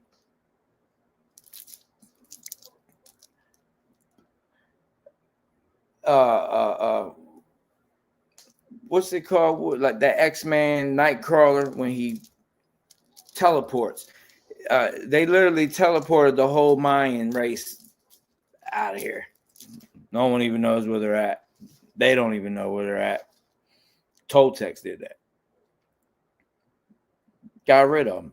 That's in the way.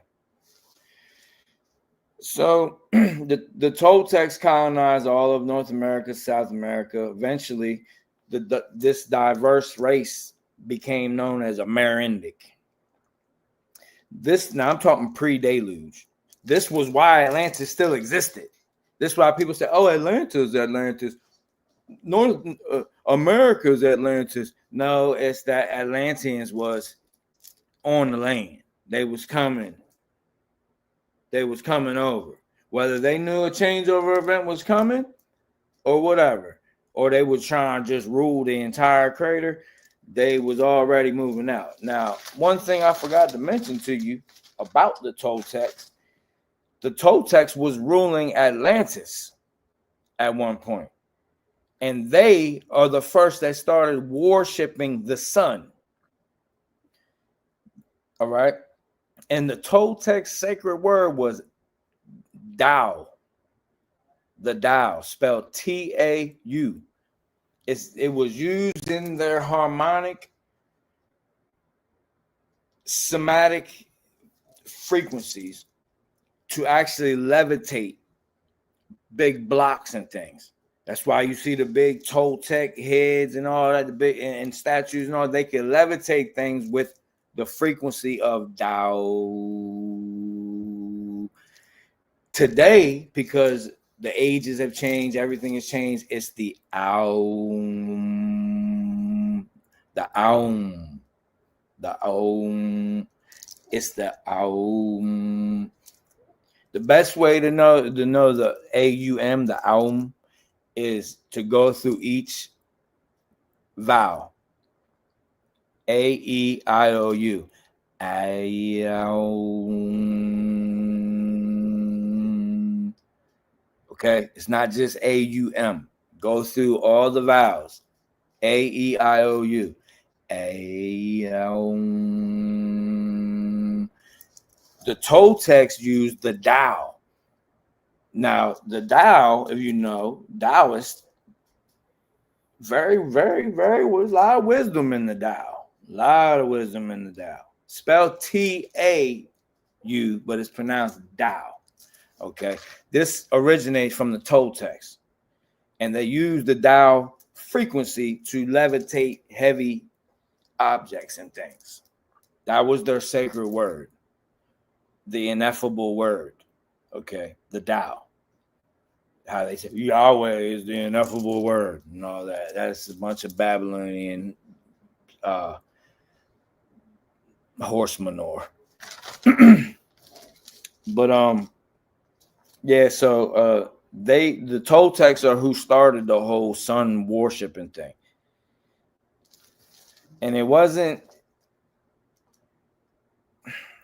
that's I'm not going to take up too much time on that. I'll just let that marinate.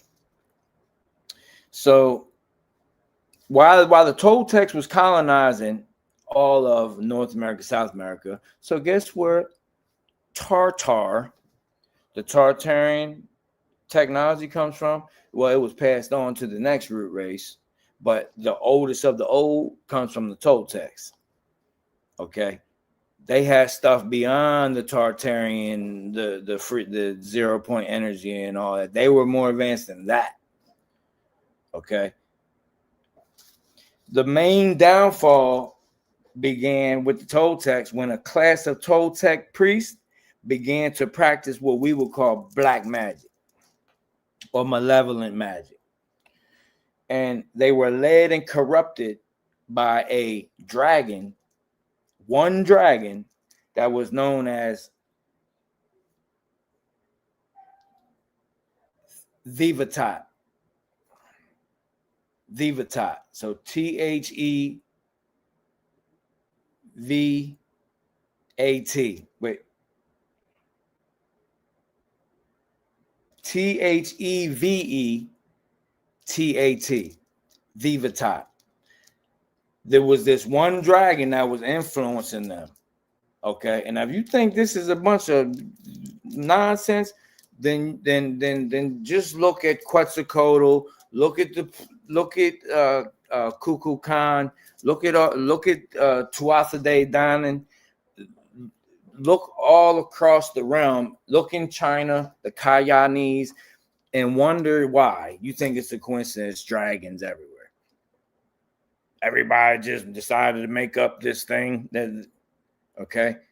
So I just want to emphasize that before you think that I'm spitting out fairy tales to you.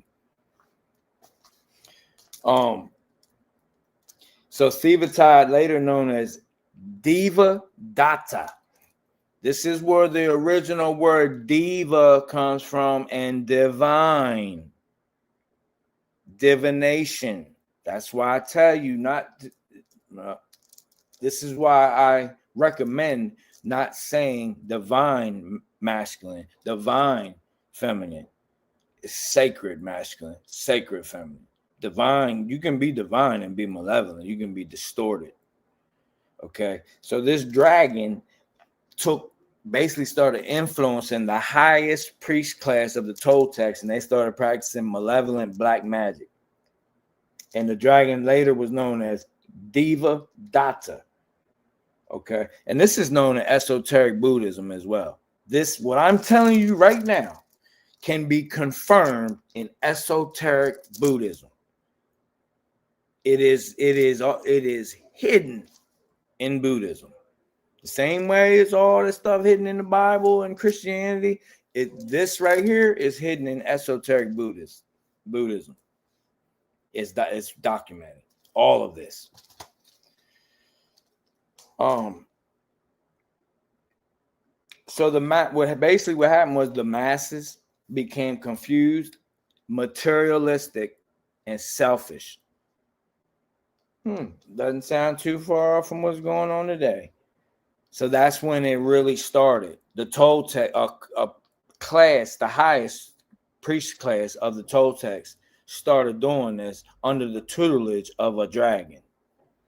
This is documented by Buddhists in the Himalayan mountains on scrolls and things. And it's told, you can find the stories. You can find them, but it's told esoterically. Because of this, the Toltecs were reduced to a secret society. Now, they had to reduce themselves to a secret society. They no longer were out there openly colonizing this and that. They had to become secret. This is where the mystery schools or the mystic schools of the West, Turtle Island, began, and into Amorinca, or South America, Mesoamerica. Okay. The Turanians, remember I told you about them earlier, that they're Neanderthal, Mongolian, and Toltec mix. The ancestors of who we know today as the Turkic peoples, the people from Turkey, that's the Turanians, the people from Turkey, the Turkish peoples. Okay. Back then it was known as Anatolia, not Turkey. It's known as Anatolia. Okay. The Hurrians, the Hittites, and even the Greeks, Romans, Persians, and Akkadians are all part of the Turanians. And I'm not talking white people. Okay. Let's just be clear on that. We're not talking about just what you picture in your head as a Roman or a Greek. Okay. We talking all different skin shades. That's where they get majority of people. Even now in this rising of consciousness, people are still stuck on skin. It's called dharma for a reason. It's the dream. If you can't get past the dream, you're not going to get into the depths of the truth. You can't. It's the biggest organ. What does the organ do? It strums a chord. If you can't get past the first vibration, the dharma, the biggest organ, the broadest, lowest level, longest, biggest organ vibration, you can't get past the first string. Boom. How you going to dance to the song? That's the dharma, the dream, the skin. That's where most people are stuck still. So the Turkish people, which is the Hurrians, Hittites, Greeks, Romans, Persians, who are the Zoroastrians today, who are part of the one sect of the three. There's three 13 bloodlines, okay, and they each have a position. Just the way there's a 3-city state, London, DC, and Vatican. There's 13 families, 3 lists of 13 families. One of them is Zoroastrian, that's the Persians, okay, and then there's the Greco-Romans, which, believe it or not, is black nobility, the hidden hand. Now, so these people, the Turkish people, everyone I just named, the Hittites, the Hurrians, and all that, they're the ones that continued the black magic, aka or slash geomancy, until the deluge, aka rapture of Atlantis. Not only was it flooded, it was also sucked up out of here. It's in the waters above. It's not under the ocean below. It got sucked up because the way they terraformed it, it floated on top of our ocean. Okay, it wasn't rooted. It floated. It got sucked up. It wasn't natural. They made it. They terraformed it. And when the changeover event happens for a period of about a half hour, all the Bible says that the 4 angels hold the 4 winds. What they're talking about is magnetism, electric, dielectric gets shut off. And people call it gravity, but that's just a psyop. It basically the energy gets still, and anything that ain't rooted or resonating at the earth heart natural signature of this crater is going to float up out of here. That's what happened to Atlantis. So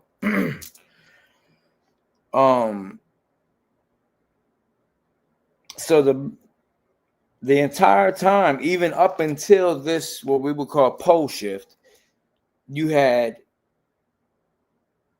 these black magic Atlanteans. They were opposed by what we call white magicians. Remember, it had nothing to do with no skin. It's just what they were called, white magicians, white magic. Okay.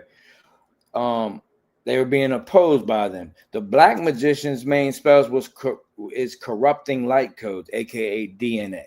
That was their main spell. So that's the story of Enki. So before you start thinking, well, Enki is a benefactor, this and that. No, it's black magic. That's their main thing, is corrupting the light codes. That's where the whole story of Lucifer comes from. The light bearer, it's the light codes. It's corrupting the DNA. It's what they're trying to do now. Marduk, aka Elon Musk, is trying to corrupt the light codes. Transhumanism. That's corrupting the light code, the organic light code. Okay. So what they did was they breeded human animal chimeras. And the word chimera is just the chi of the mother. Mara means mother. Chi or chi is the energy from your soul. The soul force energy of the mother is chimera. They breeded human animal chimeras. So when you see in Egypt, these people, Tahuti, stand there with a bird beak and all that, it's not being, sometimes it's allegorical, but they're really showing you things. These women with lion faces and stuff. Now today they say, oh, they're Lyrans. They come from the Lyran star seed system and this and that. No, they were made right here, beloved.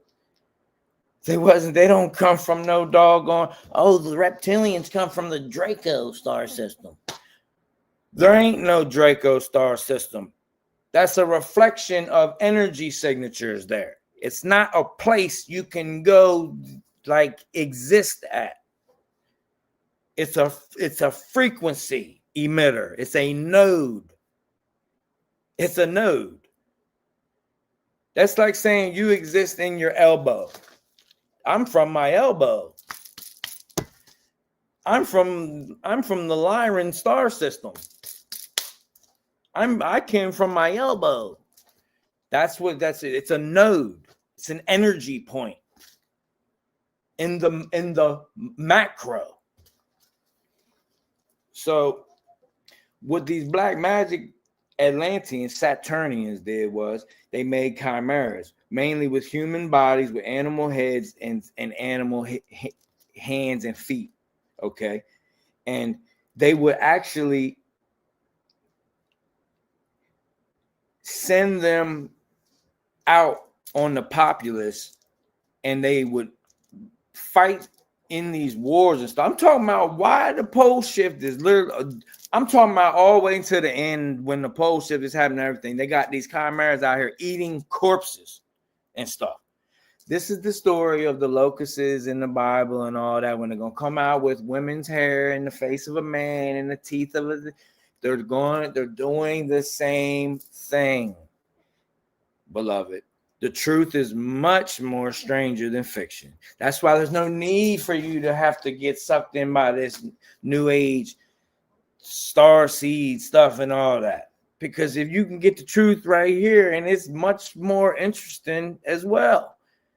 And the fact that you're eternal soul and you're the strongest, most authoritative being energy here. So you above all of this. But we not engage in as eternal souls, we don't engage in conflict. So we could, but that's what they want. That's what they want. If we do that, we will feed them our eternal energy. Therefore, that's why Christ said, turn the cheek.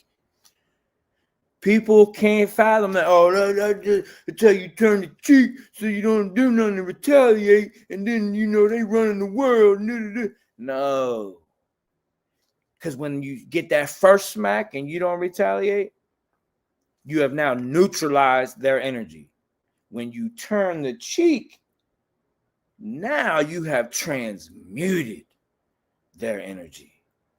So the first smack and you not retaliating is you neutralizing and stopping their negative energy right in its tracks. You already took authority over it. You own them now. You took their smack. Back. Now you turn that other cheek. Now you have not only neutralized their negative energy, you have turned it into positive energy. And now if they smack you again, they're giving a piece of themselves twice. They've now lost twice. A double portion. Double scoop, please. That's how we win. And it's love. It's love. The fact that I'm not going to destroy you, it's because I am love. I might not love what you have become and what you are and what you're doing, but I am love. Therefore, I'm not going to. I have the authority where I could obliterate you. I could bind you to a rock forever, for infinity. You have that authority. You can cast out anything and bind anything anywhere. But you're love, beloved. So if you don't be love, you're no better than them. You lose your authority. You drop down to their level, and then it becomes a game of knowledge. You're no longer operating from the tree of life. You're operating from the tree of knowledge. Now,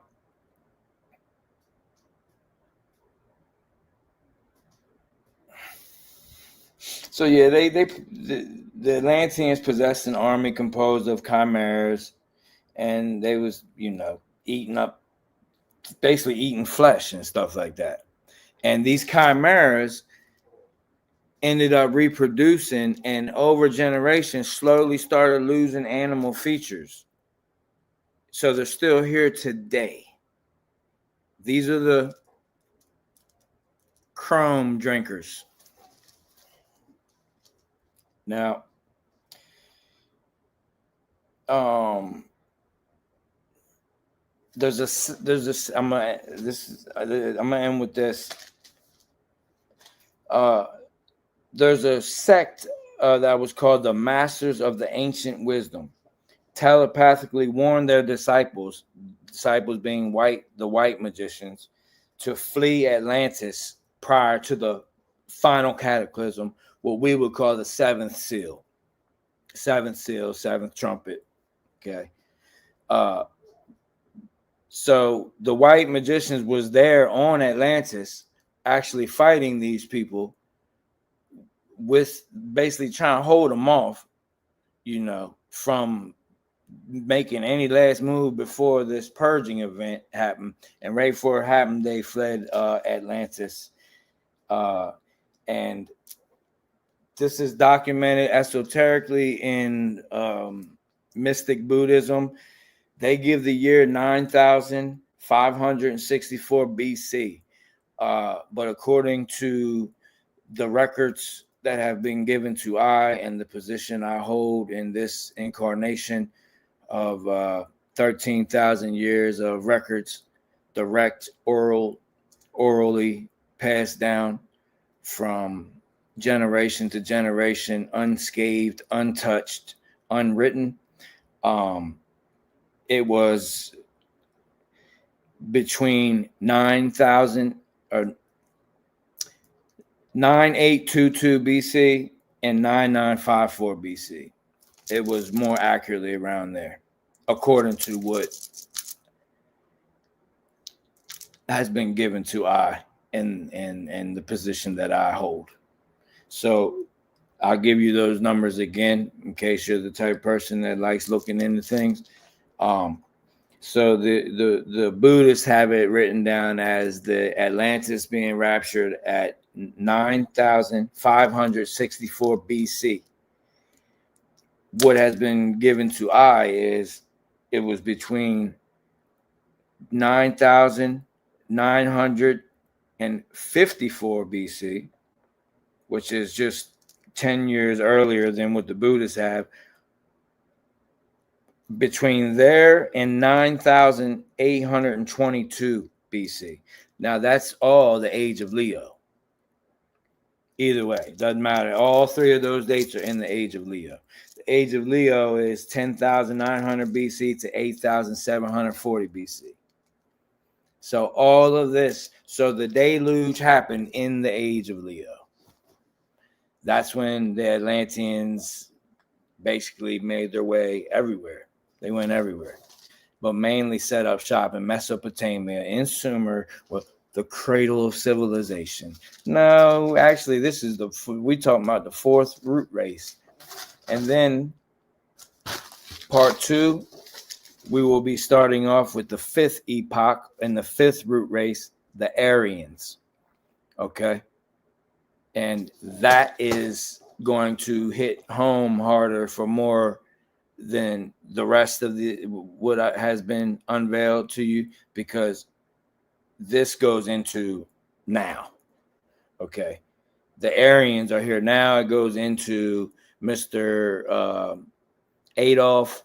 It goes into the whole Black Sun, him, trying to find the secrets of that, and going down to Antarctica and all that stuff. And so that will be unveiled in part 2. Also, we'll touch on the Tuatha Danann, and you'll get the truth about that as well.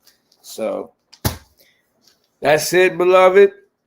I hope you enjoyed the teaching. I must tell you, you know how people always say this for entertainment and all that, blah, blah, blah. I'm going to tell you the opposite. What you just heard right now is 100% truth, the real records of this realm, and you just got it. So,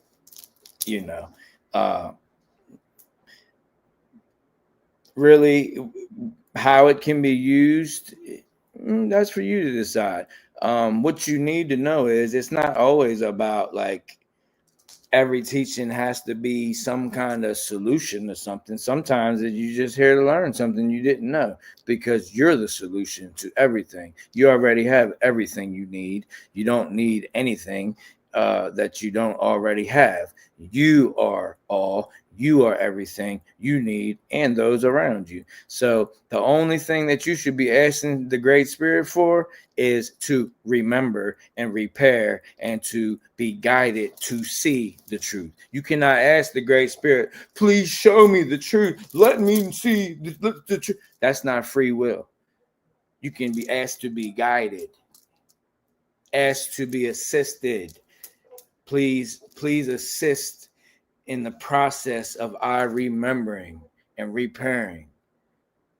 Allow I to see the truth, not a truth, the truth. Okay? And I'm going to leave you with that. I love you all very much.